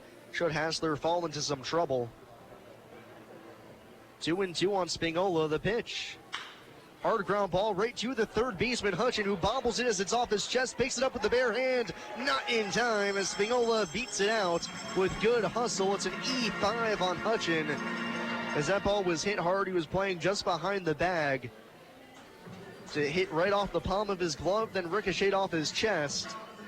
Spingola beats out the tail end of the error for a leadoff base runner for the first time today for the Otters.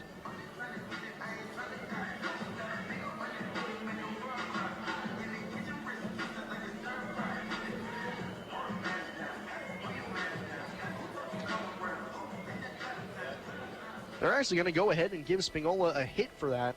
So credit Spingola for his 6th hit of the season. And now here's Zach Wells hit by a pitch his first time up. Runner at first, here it comes. Fastball off the outside corner, and it's 1-0. Nobody out, bottom half of the 5th inning. Spingola at first after what we're going to call the leadoff single. Wells at the plate. Right on right matchup, the 1-0. Popped up behind home plate. Brown, the catcher, gives it a look, but it's well over our heads. And the count's even at 1.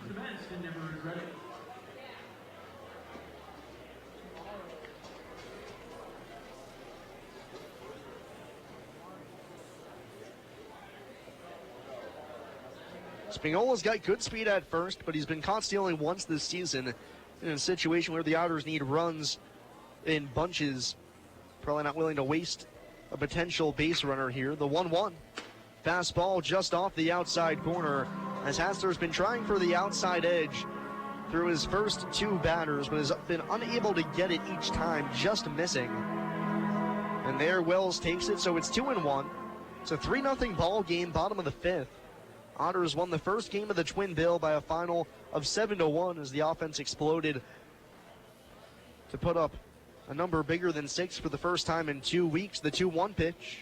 Breaking ball down low. Wells lays off, and he's in a hitter's count now, 3-1 with Joe DeLuca on deck.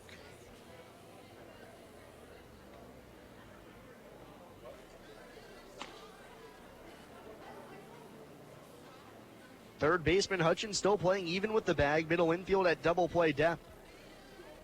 Throw back over to first, and Spignola in with the dive.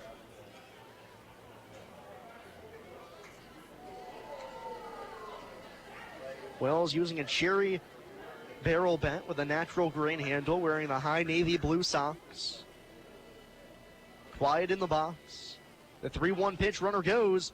Fouled back just off the front of the terrace as it ricochets down the first base line. And the count's full, 3-2.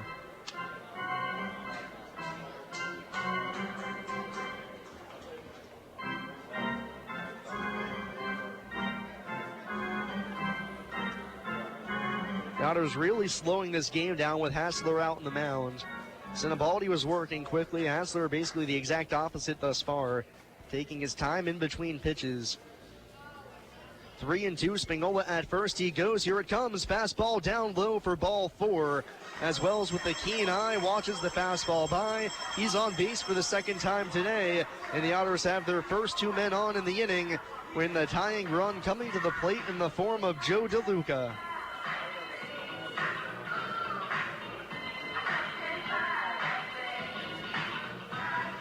Now meeting at the mound as Cam Roth goes out to talk things over with his pitcher. There is an arm warming right now, but I highly doubt it's to pull him, as they'll discuss between the catcher, the pitcher, and the manager out on the rubber. Hassler's stuff has looked good. The fastball pretty electric, but he has not been getting the calls from Donahue behind the plate. So the meeting on the mound adjourned. Otters have brought the tying run to the plate here in the form of Joe DeLuca. Struck out swinging his first time up. And he's got Spignola out at second, Wells at first, and nobody out. The Otters down by 3 runs. Looking for a comeback to cap off a nice possible doubleheader sweep.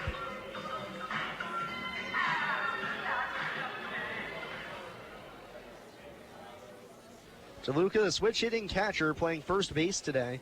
Batting from the left side, a right on left matchup. Hassler sent the pitch.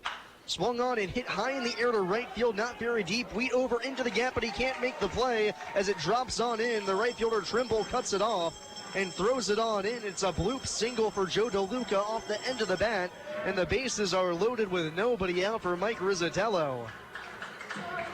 The swing of DeLuca played off as if that ball was hit a lot harder and farther, and I think that got both the center fielder and the right fielder for Lake Erie caught up a bit, as they probably had a half step back before chasing in.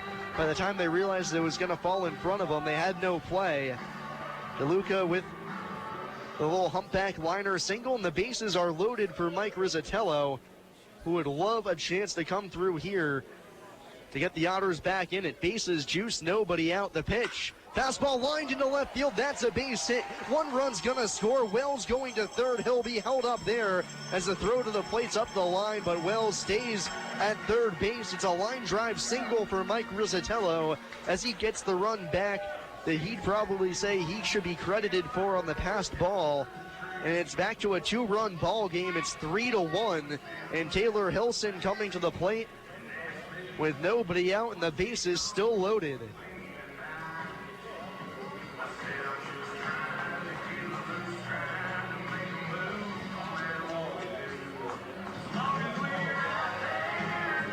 So it's been 4 hitters in the inning, single walk, single. The Otters now have the tying run out at second. Taylor Hilson at the plate. popped out to short his first time up. Getting his first start of the day, 2 for 11 on the season. Right on right matchup. Corners playing in for Lake Erie as time called at the plate is Hasler on the mound, taking far too long for Hilson's liking. First pitch, the at-bat. Breaking ball in the dirt, great block by Brown. Holds the runners where they are, and it's 1-0. Wells at third, DeLuca at second, Rizzatello at first. It's 3-1 Lake Erie here in the second game of this doubleheader, but a single should be able to potentially tie this game at 3 apiece. See if Hilson can come through in the clutch. 1-0 offering. Fouled back over our heads. Hilson just late on the fastball. It counts even at 1. Justin Sinibaldi went through 4 innings, allowing just 1 hit and striking out 4. Now Kent Hasler has come on in here, giving up 3 hits and a walk. The base is still juiced. Nobody out, 1-1 on Hilson. Here it comes. Fastball down low below the knees, and it's 2-1 on the Otters shortstop.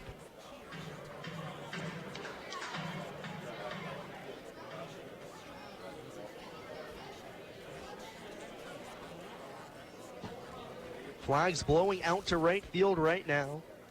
The 2-1 pitch. Breaking ball tapped to the Crushers' dugout. Count now even on Hilson, 2-2. On deck, the top of the order, David Cronin.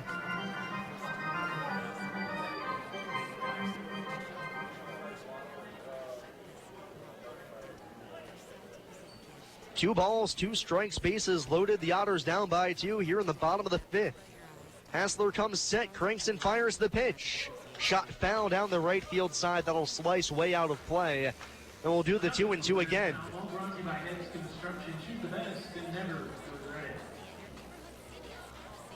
Outfield playing straight away. Infield has the corners in. Middle infield at double play depth, willing to concede the run for 2 outs, but the Otters want more. First scoring opportunity of the game. They've already got 1. The 2-2 again. Fastball inside a little bit high as well. The count's full. 3-2 with nowhere to put Taylor Hilson.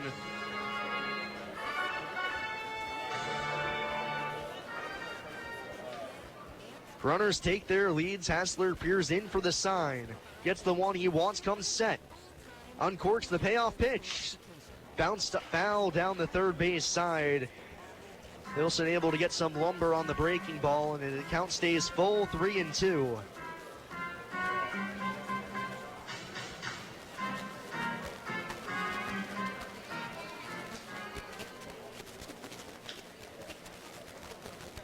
Hasler towing the third base side of the rubber. Stirrup socks on the mound, black mitt comes set at the belt. Payoff pitch again. Hit hard on the ground to the third baseman Hutchin. It's off his glove. He picks it up, tries to go to the bag, but he forgot the baseball. Everybody's safe, and it's a 3-2 game. Hutchin tried to pick up the ball with his glove, but he snow-coned it and it fell out. So when he stepped on third base, no force out was had. Everybody moves up, and it's 3-2 on the error. Hilson aboard at first, up to second. Goes Rizzatello, DeLuca to third, and the Otters are within 1.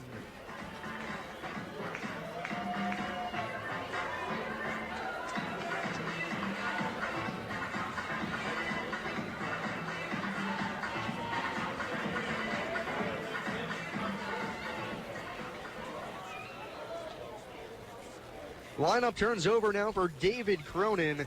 Hasler stays on. Base is still juiced. Otters down by 1 now. The pitch.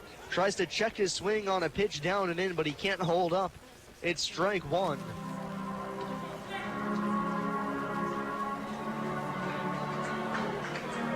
David 1 for 2. Singled his last time up. The only hit off of Sinibaldi.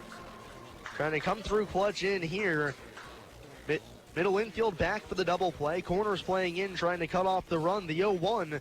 12-6 breaking ball in the dirt. Cronin lays off. Count even at 1. Bases chock full of Otters, and nobody out in the frame. The first 5 batters have reached in the inning. The Otters have clawed back to within 1 here in the second game of this doubleheader.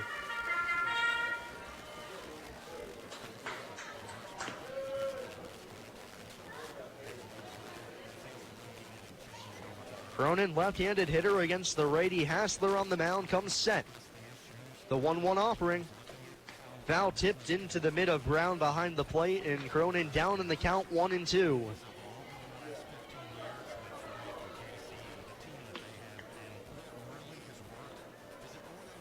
Cronin 2 at-bats with the bases loaded so far this season. 2 hits, 5 RBIs. Trying to stay perfect here, but down in the count 1-2. Nobody out with the bases full. The Otters trailing by just 1 run, but hoping to take the lead here in the bottom of the 5th. The pitch. Bouncing ball back to the pitcher on the mound. He goes home for 1. Back to first. Now the umpire says the catcher Brown's foot came off home plate. Everybody's safe, and the Otters tie the game. The throw was a touch high. And the home plate umpire, Stephen Donahue, says that the catcher Brown's foot came off the base before he received the ball. Everybody is safe on the second error of the inning. And we're tied at 3. I can't believe it.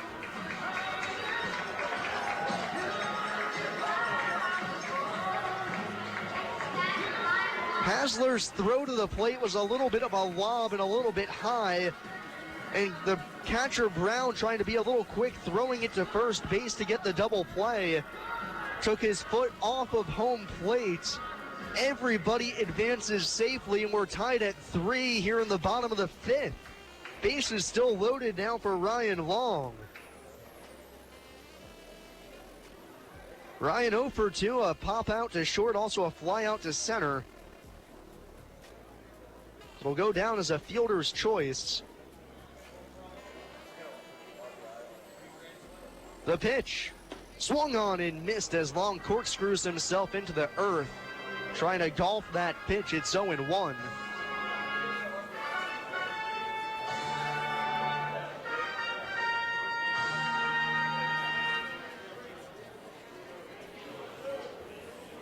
Bases still loaded. We're now tied at 3 here in the bottom half of the 5th. Long at the plate, hoping to come through. The pitch. Fastball called, strike 2 on the inside corner. And Hassler jumps ahead in the count 0-2. Otters have some leeway to work with nobody out in the inning. Long owns one of the 3 grand slams the Otters have hit this season.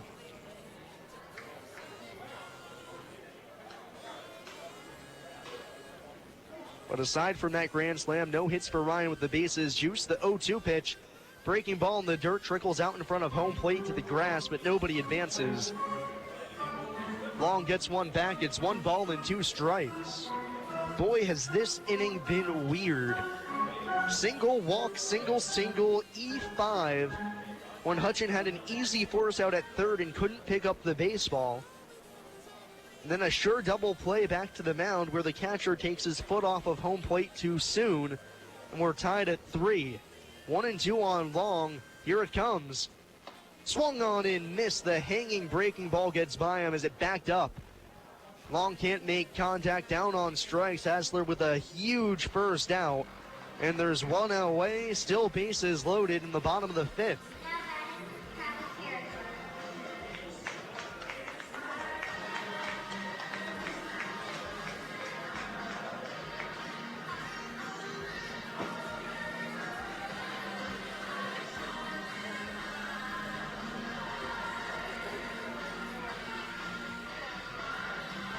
So there's 1 out. Travis Harrison stepping in. He's 0 for 2 and enduring a little bit of a rough spell dating back to Sunday. Had 1 hit on Sunday. Nothing doing thus far today. 0 for 2 here in this one. The first pitch. Breaking ball freezes him on the inside corner, 0-1. Travis, the most prolific hitter in the Otters order with the bases loaded. He's got 10 at-bats, 6 hits, including a grand slam, with 16 runs driven home.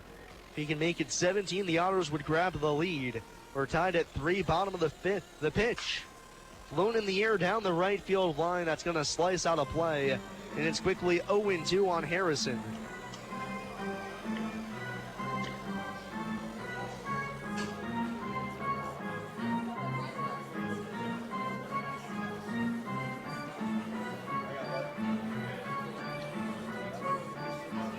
Travis leads the club with 35 driven in as well. He's been the most clutch man on the Otters all season long. Bases loaded, one out, bottom of the fifth. The 0-2. Swung on and missed, chased a breaking ball in the dirt. Down on 3 pitches. Hassler with back-to-back strikeouts with the bases loaded. And there's 2 away. We're still tied at 3.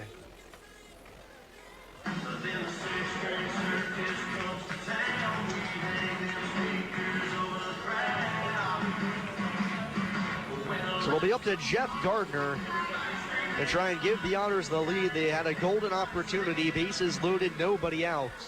Back-to-back strikeouts, though, as Hassler on the edge of getting out of this frame with the game still tied. 3-all the score, bottom of the fifth. Here's Gardner, left-handed batter, the first pitch. Fouled back to the screen, it's 0-1.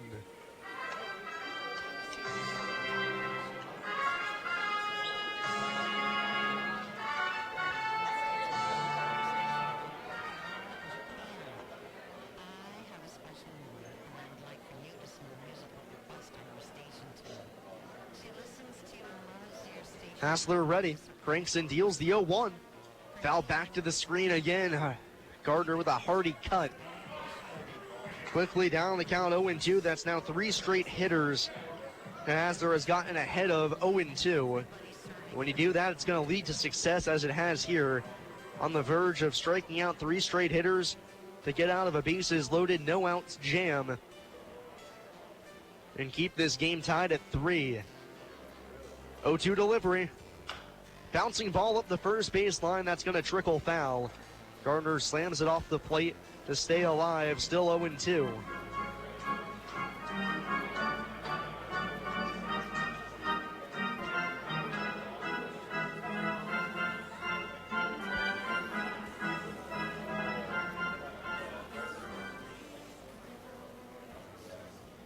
Still 0-2 on Gardner. 2 outs, bases chock full of Otters. Deadlocked at 3, bottom of the fifth, in this tail end of the doubleheader. The 0-2 again. Ripped down the first base side, but that's well foul. Then one hops into the Otters bullpen.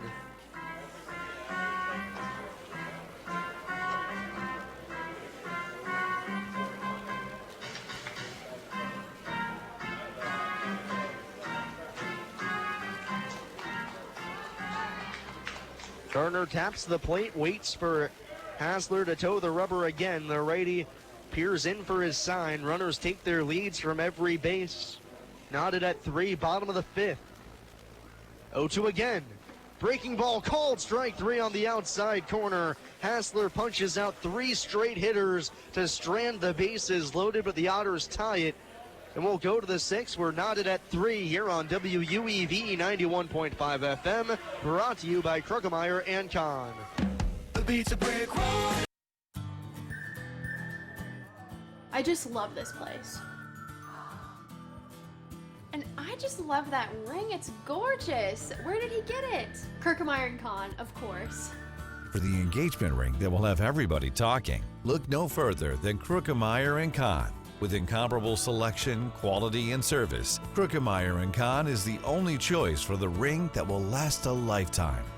Krugemeyer & Kahn, your lifetime jewelers. So, everybody's talking about the ring. It's pretty great, huh? Pretty great. It's amazing. You gotta tell me, man. Where'd you get it? Krugemeyer & Kahn, of course. For the engagement ring that will have everybody talking, look no further than Krugemeyer & Kahn. With incomparable selection, quality, and service, Krugemeyer & Kahn is the only choice for the ring that will last a lifetime. Krugemeyer & Kahn, your lifetime jewelers. So let's see it. I absolutely love it. He did a fabulous job picking it out. I couldn't be happier. Well, I had a lot of help. I bet I know where it came from. Krugemeyer and Kahn, of course. For the engagement ring that will have everybody talking, look no further than Krugemeyer & Kahn. With incomparable selection, quality, and service, Krugemeyer & Kahn is the only choice for the ring that will last a lifetime. Krugemeyer & Kahn, your lifetime jewelers. For Lake Erie, only one of them deemed an actual error, but a couple of mental miscues allow the Otters to tie this game up at 3. Alex Phillips is out of the game after 2 innings of work. He's going to give way to Garrett Harris. For Phillips, ends up going 2 innings, gives up the 1 run on the solo shot to left, or 2 runs rather, 2 hits, no walks, 4 strikeouts. Both runs earned, and in comes Garrett Harris, the righty from Navasota, Texas. Played his college ball at Corpus Christi, Texas A&M. First pitch of the inning was a called strike to Joel McKeithen. It's 0-1. Harris 2-1 on the season, a 3.68 ERA. 6'3", 228, throws from the right side. The 0-1 pitch to McKeithen, rolled shot softly on the ground to short. Hilson charges, fields, and throws in time to get McKeithen for the first out of the frame. So 1 up, 1 down for Garrett Harris. Struck out 33 men in his past 29 1/3 innings. 11 walks, 22 hits. He's gone 3 straight outings without allowing a run. That comprises a total of 4 1/3 innings, where he's also struck out 4 hitters and has not walked a batter since all the way back on June 28th here at home against Gateway. First pitch to the next hitter, Doug Trimble, is a slider down and away, 1-0. We're tied at 3, top half of the 6th inning. Trimble at the plate, yet to be retired here today. A single his first time up and then a homer. The 1-0 swung on and missed, chased a slider outside. As he goes fishing, it's 1-1.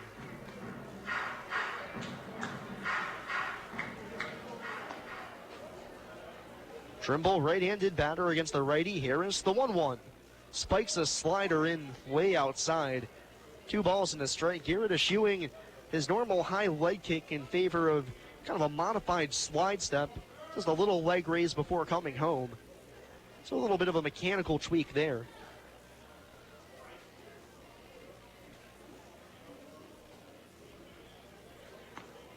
From the high set, the 2-1. Swung on and missed. High fastball blows by Trimble. It's 2-2.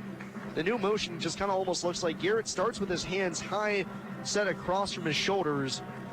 And as his body continually flows from his hands dropping down and moving towards the plate, a very positive motion. The 2-2, breaking ball high as Rizzatello tried to frame it, but it misses up.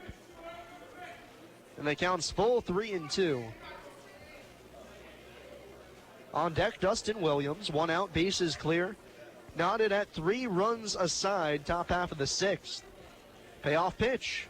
Swung on and missed. The frisbee slider gets Trimble chasing.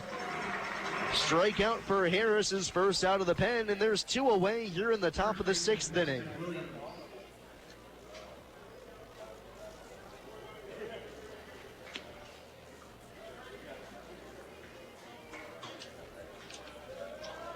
So now here's Dustin Williams, 1 for 2 on the day.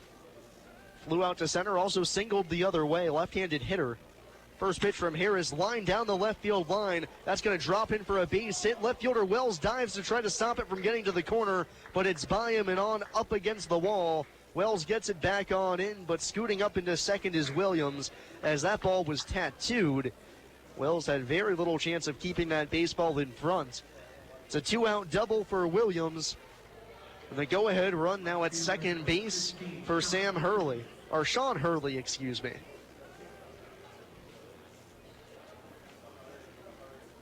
Hurley 0 for 1 on the day, a sacrifice fly to left. His first time up, also bounced out to third. Go ahead, run at second, 2 outs, tie game at 3, top of the 6th. Here's his first pitch. Spins a slider well outside. Easy take for Hurley, 1-0.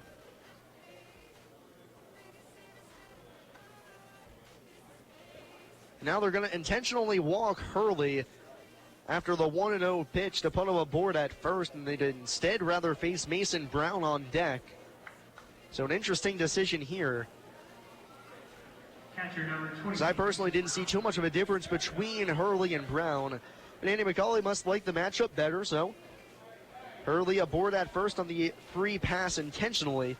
And here's Mason Brown, who's 0 for 2. Fly out to center, also struck out looking. Runners at first and second, so a forced play anywhere on the infield. Otters trying to keep this game tied at 3. First pitch, slider outside all the way to the backstop. Both runners are going to advance. Just like that, the forced play is gone. So runners up to second and third now with 2 away. A single should score 2 if Brown can come through in the clutch.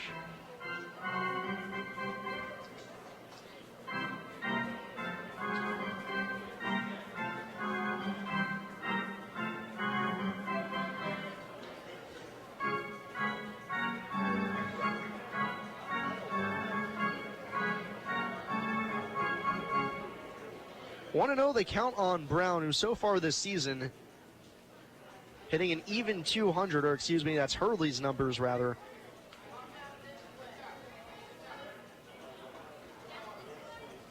On the season, Brown hitting 205. The pitch. Breaking ball called strike 1 as Harris flips it over outside edge, 1-1.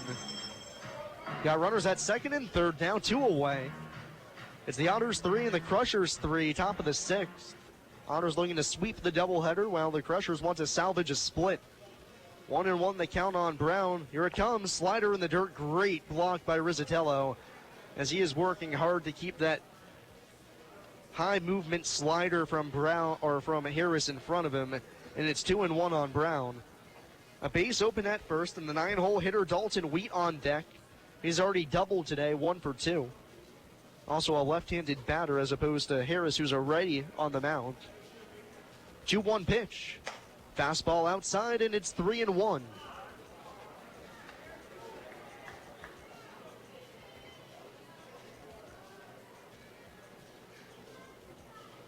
Otters tied the game with 3 runs in the bottom half of the 5th. 2 of them virtually gifted to the Otters thanks to errors and miscues. Now 3-1 on Brown. The pitch swung on and missed late on the fastball as Harris blows smoke by Brown. A count full, 3-2. We'll see what he goes to here. Every pitch, or excuse me, rather 3 of the 5 pitches in the at-bat have been sliders. The past 2 have been fastballs. 1 missed, 1 for a strike. We'll see what Harris goes to here. The payoff pitch, fastball well outside as Harris yanks it out of the zone. Another walk, 1 intentional, this one unintentional. And the bases are loaded with 2 away for Mason Brown. Center fielder number 10, Dalton Wheat. The inning started off innocently enough. Ground out to short, a strikeout swinging. But the 2-out double by Williams has set off a chain of events. An intentional walk and now an actual walk. And the bases are loaded just like that for Dalton Wheat, who's 1 for 2. Keanu Cummings starting to get loose down to the bullpen again for Evansville. Wheat 1 for 2 on the day, doubled his last time up and came around to score the most recent run for the Crushers. The first pitch, fastball misses inside as Rizzatello goes sliding to save it, and it's ball 1.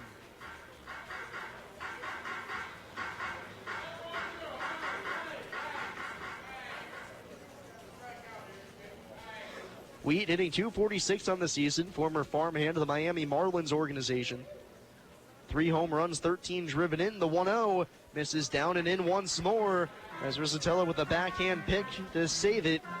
2-0 with nowhere to put Wheat. Bases loaded, 2 outs, top of the 6th.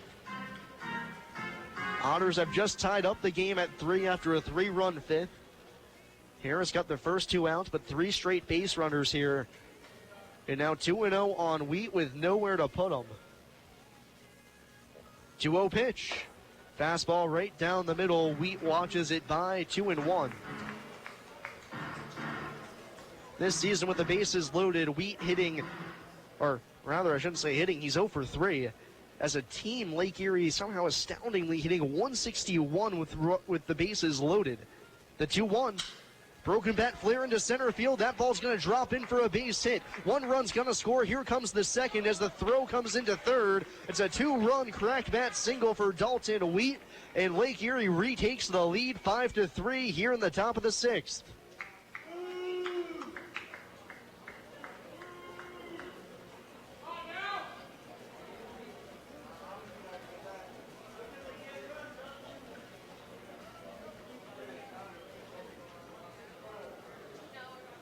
That's going to be all for Garrett Harris as he's relieved from this game. Got the first 2 outs quickly enough, but Keanu Cummings on to relieve him here with runners at first and second. Otters now trail by 2 here on WUEV 91.5 FM, brought to you by Krugemeyer and Kahn. Hi, I'm Bill Morgan of Bill Morgan Roofing and Construction. I've built a reputation of doing quality work that will stand the test of time. We didn't get here by knocking on doors, talking gibberish, or trying to be the lowest bid. You don't like to be sold to, and that's not what we do. My philosophy is simple: treating your home like it's my own, from start to finish. For roofing, gutters, siding, give us a call at Bill Morgan Roofing and Construction. Roofing the right way. 812-499-5892 or BillMorganRoofing.com. The Evansville Otters would like to thank the Evansville Courier and Press for their support and coverage of Otters baseball. The Evansville Courier and Press provides news, sports, and weather coverage to the Tri-State, both in a print and online edition. The Evansville Courier and Press can be found online at courierandpress.com, as well as on Facebook, Twitter, Instagram, and Pinterest. The Evansville Courier and Press, a member of the Journal Media Group.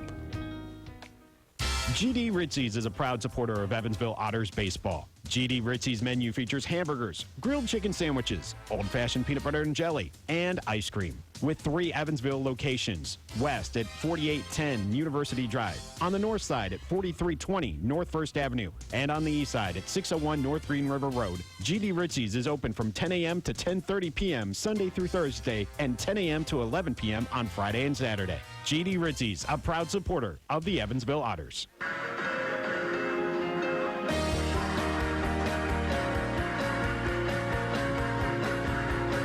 So Lake Erie reclaims the lead after the Otters rallied from 3 down to tie it. 2 runs here in the inning for Lake Erie make it a 5-3 ball game, and Keanu Cummings on to try and quell the fire. Keanu making his 26th appearance of the season. He's 2-2 with a 3.19 ERA. 1 save, 31 innings, 28 strikeouts, 9 walks, 32 hits allowed. Coming off of a good performance at Normal on Sunday with an inning in 2/3. Leadoff man Dane Hutchin at the plate, the first pitch. Fastball at the knees, called strike 1. As Cummings jumps ahead in the count, 0-1. 2 runs on 2 hits and 2 walks in the inning. Scarrett Harris got the first 2 outs but couldn't find the ender. The 0-1. Fastball misses high and away, count level at 1 apiece. Hutchin on the day, he's 0 for 2. A walk sandwiched in between a flyout to right and a strikeout looking. He's got men at first and second, 2 away. 5-3 Lake Erie. The pitch. Soft grounder to the second baseman Cronin, who charges, gloves, and throws to first to get Hutchin by a step and a half to end the inning. But the damage done. 2 runs for Lake Erie. We'll go to the bottom half of the 6th. It's Lake Erie 5 and Evansville 3 here on WUEV 91.5 FM, brought to you by Krugemeyer and Kahn. The Hoosier Lottery began selling lottery tickets on October 13, 1989. Since then, the Hoosier Lottery has offered hundreds of different games, awarded prizes to millions of players, and given billions of dollars to the state of Indiana. The Hoosier Lottery's mission is to responsibly provide innovative and entertaining lottery games for the benefit of the citizens of Indiana. To learn more about the Hoosier Lottery, visit them online at HoosierLottery.com. The Hoosier Lottery, a proud supporter of Evansville Otters baseball. Heritage Federal Credit Union has 7 full-service branches in both Evansville and Newburgh, serving more than 38,000 members. Membership is open to anyone who lives, works, worships, or attends school in Vanderburgh or Warwick County. Heritage Federal Credit Union offers mortgage and consumer loans, checking and savings accounts, as well as online banking for members. Heritage Federal Credit Union can be reached toll-free by phone at 1-800-858-1693. It can also be found online at hfcu.info. Sunday Jazz at the Boca Lounge this week features the trio BG3 with B Rich Jazz at 2:30 p.m. The Boca is located at the corner of Washington Avenue and 2nd Street in Evansville's Haney's Corner District. Sunday Jazz at the Boca starts at 2:30, and there'll be free Jazz Flight CDs and lots of fun. More information on Sunday afternoon Jazz at the Boca can be found on Facebook. The Boca Lounge is a proud supporter of 91.5 WUEV.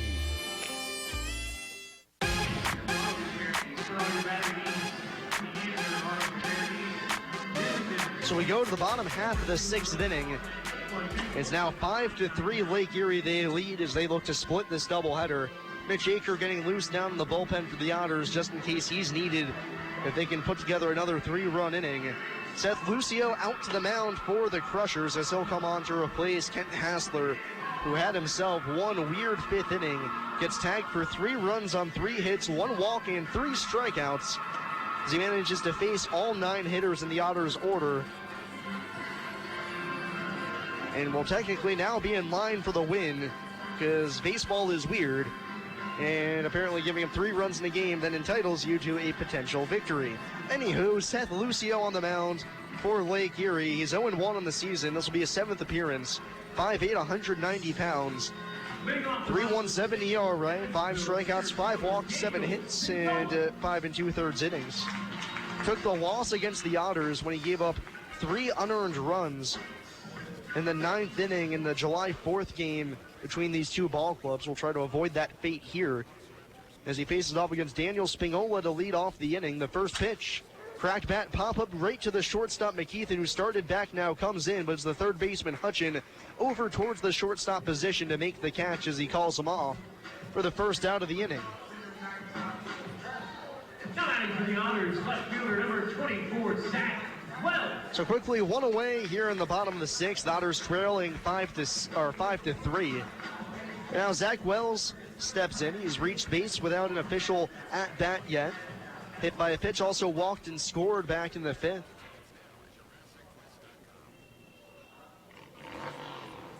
First pitch to Wells is a fastball on the outside corner. No balls and a strike.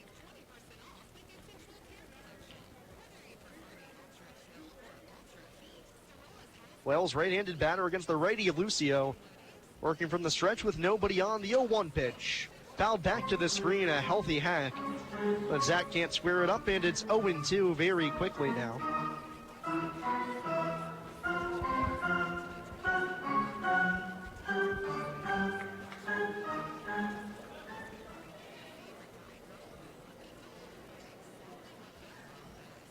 Oh, and 2 on Wells, base is empty, 1 out.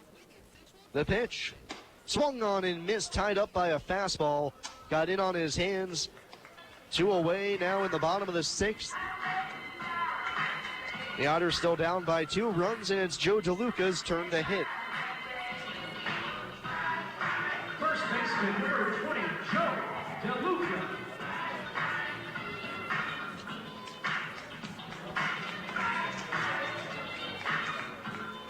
Joe, 1 for 2 on the day, had a crack bat single his last time up. Ended up scoring the tying run at the time. And now the Otters trail by 2 runs. It's 5-3, bottom half of the 6th. Otters and Crushers, the first pitch. Fastball above the shoulders. It's 1-0 on DeLuca. Switch hitting catcher, switch hitting first baseman now for today's game, batting from the left side. Rest of the bat on his shoulder. Lucio sent the pitch. Swung on and missed as that pitch was higher than the first one. But this time DeLuca chases, and it's a ball and a strike.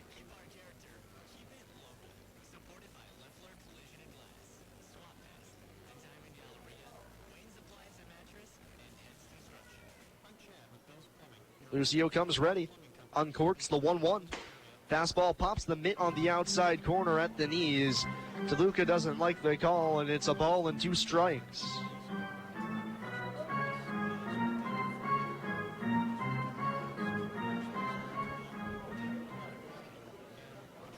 Wind blowing pretty steadily now, left or right across the diamond as full darkness has descended here on Bosse Field. The floodlights on. 1-2 on DeLuca, 2 outs, base is empty. The Otters trailing by 2 runs. The 1-2 pitch. Drilled in the air to center field. Center fielder Wheat tracing back, still going back in front of the wall. He dives, can't make the catch as the ball rattles up against the center field fence. DeLuca into second as he stung that baseball for a double. His second 2-bagger of the season. And a tying run will come to the plate here in the bottom of the 6th. With DeLuca at second, it's Mike Rizzatello stepping to the plate.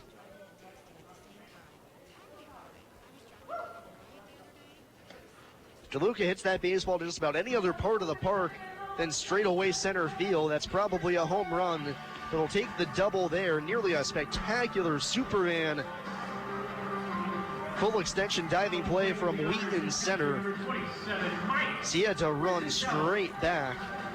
He can't come down with it, and now it's Mike Rizzatello. RBI single his last time up that opened the Otters account.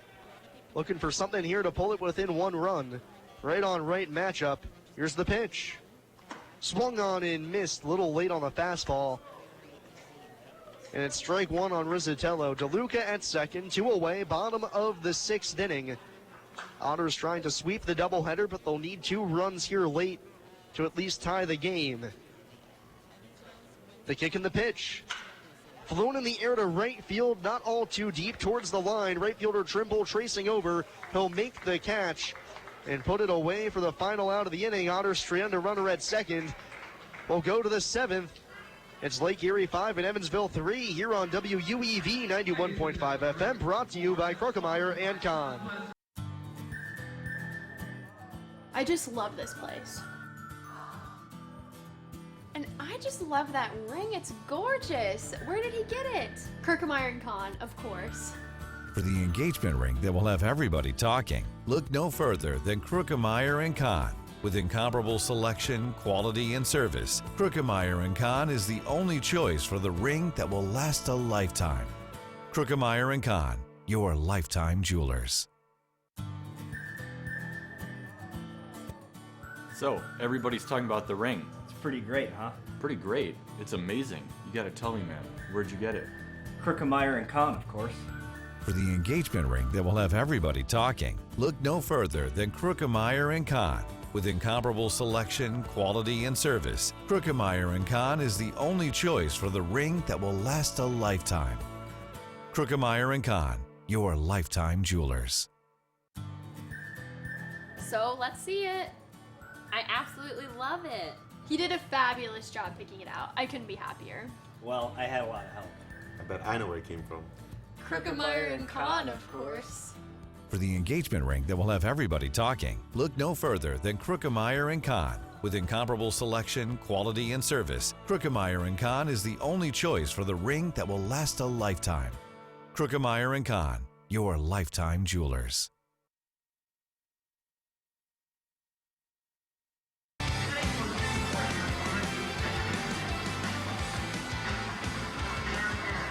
We go to the 7th frame. Keanu Cummings stays on for the Otters as it's 5-3 Lake Erie in this one as they vie for the split. The Otters for the sweep of the doubleheader.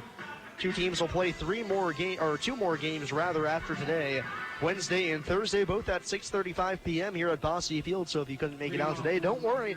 You got 2 more chances. Then you have the weekend as well, as the Otters are home all week long. Leading off the inning for Lake Erie is going to be Aaron Hill. Hill 0 for 1. He's walked twice. Swings at the first pitch from Cummings.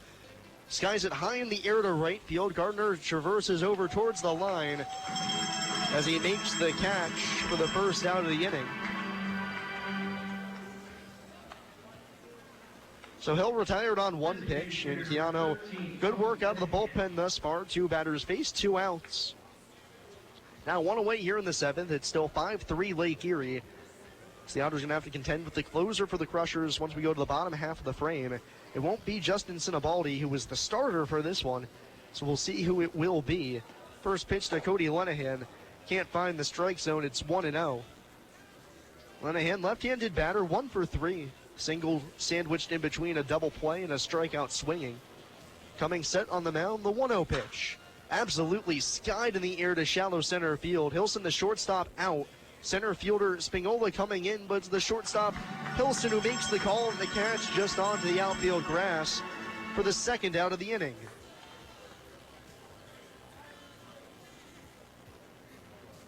Shortstop number 3, Joel McKeithen. So quickly 2 away here in the top of the 7th. Otters down by 2 runs. And it's Joel McKeithen's turn to hit. He's 0 for 3. 2 groundouts, also a flyout. First pitch to him, just a little bit low for ball 1.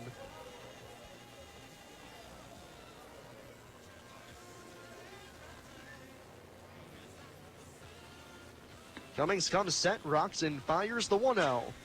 skied in the air to right field, pretty deep. Gardner tracing back, still going back onto the track. He'll put it away. That ball had more than enough loft for him to get back on it for the final out of the inning. We'll go to the bottom half of the 7th. Otters need 2 to tie or 3 to win it. Here on WUEV 91.5 FM, brought to you by Kruckemeyer and Kahn. Old National Bank began in 1834 with just one room and a passion for helping people prosper. Today, we are honored and grateful to be the financial partner for so many businesses, families, and individuals like you. From our commitment to safety and security to our promise of service that will exceed your expectations, we want to be your bank for life. Old National Bank, member FDIC. This Evansville Otters broadcast is made possible through support from New Image Travel. New Image Travel provides motor coach charter service to the United States and Canada with pickup within a 150-mile radius of Evansville. A full list of New Image Travel's offerings can be found online at newimagecharter.com. New Image Travel can be reached toll-free at 1-800-432-6213. New Image Travel, a proud supporter of Evansville Otters baseball. The local area Pepsi Bottling Group distributors would like to wish the Evansville Otters the best of luck in today's contest. Featuring Pepsi Company products for distribution to retailers and vendors in the Tri-State, the Pepsi Bottling Group has 3 Tri-State locations at 901 East Diamond Avenue in Evansville, 2605 West Main Street in Marion, Illinois, and at 3081 Kentronics Drive in Owensboro. More information on Pepsi products can be found online at PepsiCo.com. Pepsi, a proud supporter of the Evansville Otters. You're listening to exclusive coverage of Evansville Otters baseball on 91.5 FM WUEV Evansville.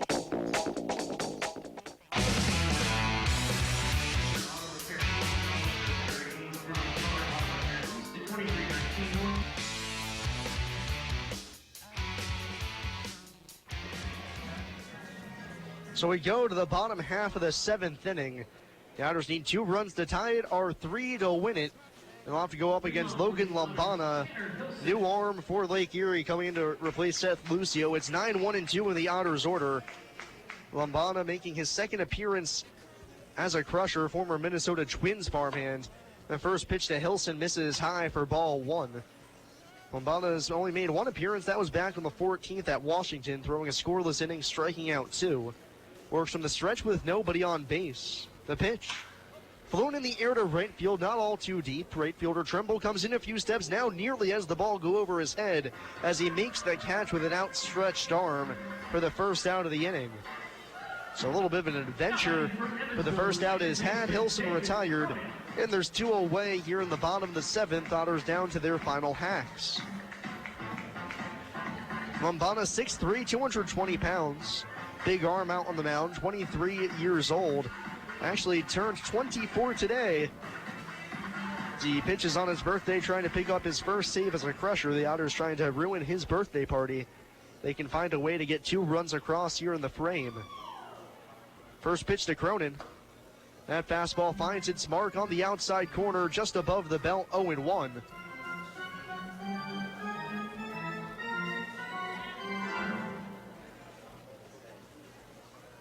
Cronin 1 for 3 on the day, reached on a weird fielder's choice his last time up. The 0-1. Breaking ball drops too low, and it's easy take for Cronin, 1-1. Crushers leading 5-3 here in the bottom of the 7th. Otters need 2 to tie or 3 to walk it off. They can find a way to rally. It would be their 3rd walk-off win of the season. The pitch. Fastball high and tight, and it's 2-1. Right now, the main goal for the Otters, get the tying run to the plate anyway, anyhow.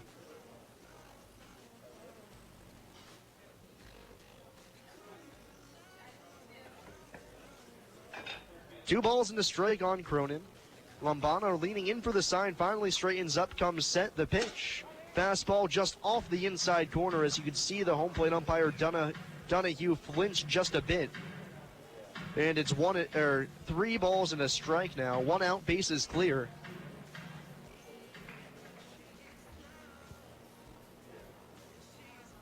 Three-one pitch. Called strike 2 on the outside corner. A little delayed. Cronin had walked out of the box. to toss his bat. Thankfully held on to it. But it's strike two. Otters is hoping to find a way to get the tying run to the plate. Cronin trying to draw the walk here to make it possible for Ryan Long to hit, representing the tying run. 3 balls, 2 strikes, the pitch. Bouncing ball back of the middle. Shortstop McKeithen behind the bag, gobbles it up, throws to first. In time to get Cronin. 6-3 on the putout for the second out of the inning. The Otters down to their final hacks here in the second game of this doubleheader. Third baseman, number 7, Ryan Long.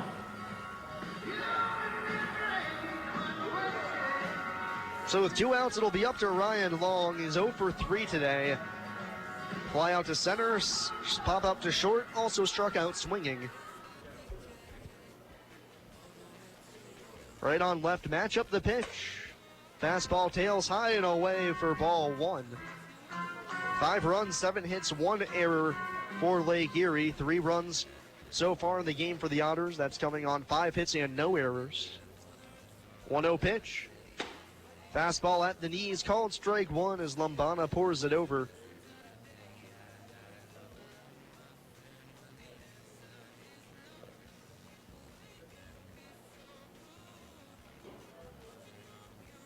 One pitch. Chopper out to the second baseman Hill, who gets it on the third big hop, throws low to first, but dug out by Williams. And this ball game is over. Lake Erie takes the nightcap of the doubleheader by a final score of 5-3. As they held the lead early, saw it slip away with a 3-run fifth for the Otters, but 2 runs in the top half of the 6th inning propel Lake Erie past Evansville to split the doubleheader. As they take the nightcap, the Otters the first game of the doubleheader, and the Otters hoping to be able to get back into the series with a win tomorrow if they can find it back on the diamond. Spencer Medic will be on the mound tomorrow, but for this one, it's a 5-3 loss for the Otters. We'll take a short break and be back with the post-game recap here on WUEV 91.5 FM, brought to you by Kruckemeyer and Kahn. SRG Global, a guardian, would like the Evansville Otters the best of luck in today's contest. Founded in 1932, SRG Global is one of the world's largest manufacturers of chrome-plated plastic parts for the automotive, commercial truck, and household appliance industry. Located locally at 601 North Congress Avenue in Evansville, SRG Global can be found online at srgglobal.com. They can also be reached in Evansville by phone at 812-477-6151. Habitat for Humanity Evansville and the University of Evansville are pleased to announce the Purple Crew Signature Program. The Purple Crew is a program for all UE students, alumni, faculty, and staff to help build houses and earn hours. The goal of the Purple Crew is to help Habitat for Humanity reach its goal of 500 homes this year. Want to get involved? Simply go to Habitat's website, evansvillehabitat.org/volunteer. Then click on the Volunteer Now banner. Register with Habitat as a volunteer and then select days you can build. You can also register as a team. It'll be a fun environment, and after 15 hours, you get a Purple Crew t-shirt. Since 1994, Slays Restoration has been assisting tri-state residents clean up and restore their properties after disasters of all kinds. Located at 2121 Cotter Avenue in Evansville, Slays Restoration offers assistance for water damage, fire and smoke damage, mold and biohazard mitigation, complete reconstruction, and much more. Slays Restoration can be reached toll-free 24 hours a day at 1-888-776-8555. It can also be found online at slaysrestoration.com.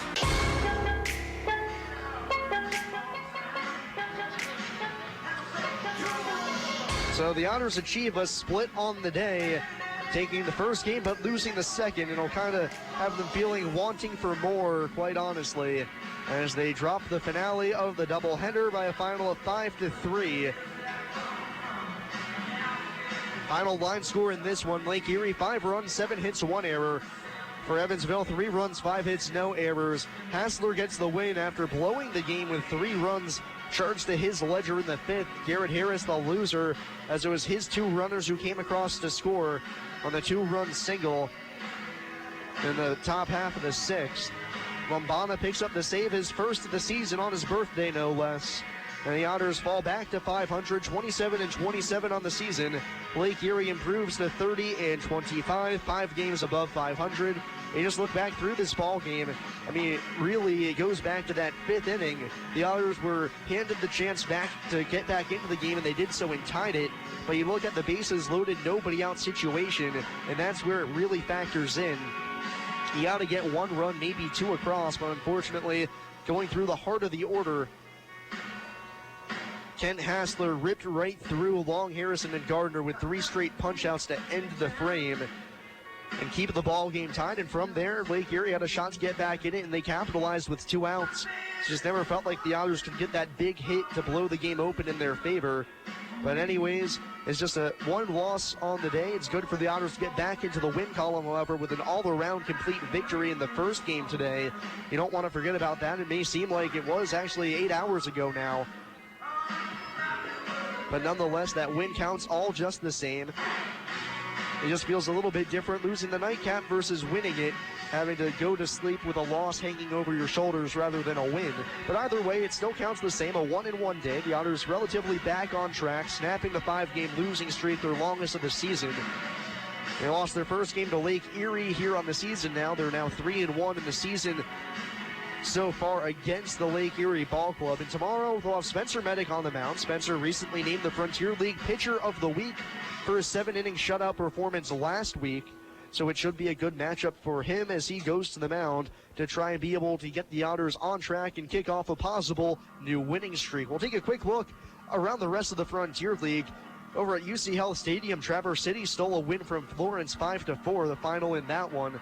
Washington was able to get back on track. They beat the Corn Belter 6-2 at the Corn Crib. Joliet bested River City 6-3. That was in Joliet. Right now, Schaumburg on top of Southern Illinois 6-0. That's in the top of the 9th at Red One Park as the Miners slide continues. Gateway lost 2-1 to Windy City in the battle of the bottom here in the Frontier League. And then here in Evansville, the Otters split the doubleheader with Windy City. Final score in Game 1, 7-1. The final in Game 2, 5-3. So as I mentioned, the Otters will be back in action tomorrow with Spencer Medic on the mound at 6:35 p.m. Pre-game show will start at 6:10, 6:15. We'll see what we're feeling. But either way, be sure to tune in. You won't want to miss another great outing from Spencer as he toes the rubber for the 4th time this season with the Otters as their series with the Crushers continues tomorrow evening at Bosse Field. Want to say thank you for my producer back in the studio, Paul Mattingly, for sticking through it for the 2nd straight time with a doubleheader. Despite some difficulties, we made it through. Everything's okay. For everybody who stuck around and listened to both halves of the doubleheader, thanks for listening. Hope you tune in tomorrow as the Otters square off against the Crushers again with Spencer Medic on the mound. One final time here from Bosse Field. Your final score, it's the Lake Erie Crushers 5 and the Evansville Otters 3. Otters back to 500 on the season at 27-27. They'll try to go above 500 again tomorrow with Spencer Medic on the hill. This has been a presentation of Evansville Otters baseball here on WUEV 91.5 FM. Brought to you by Kruckemeyer and Kahn. The proceeding has been a presentation of Evansville Otters baseball on 91.5 FM, WUEV Evansville.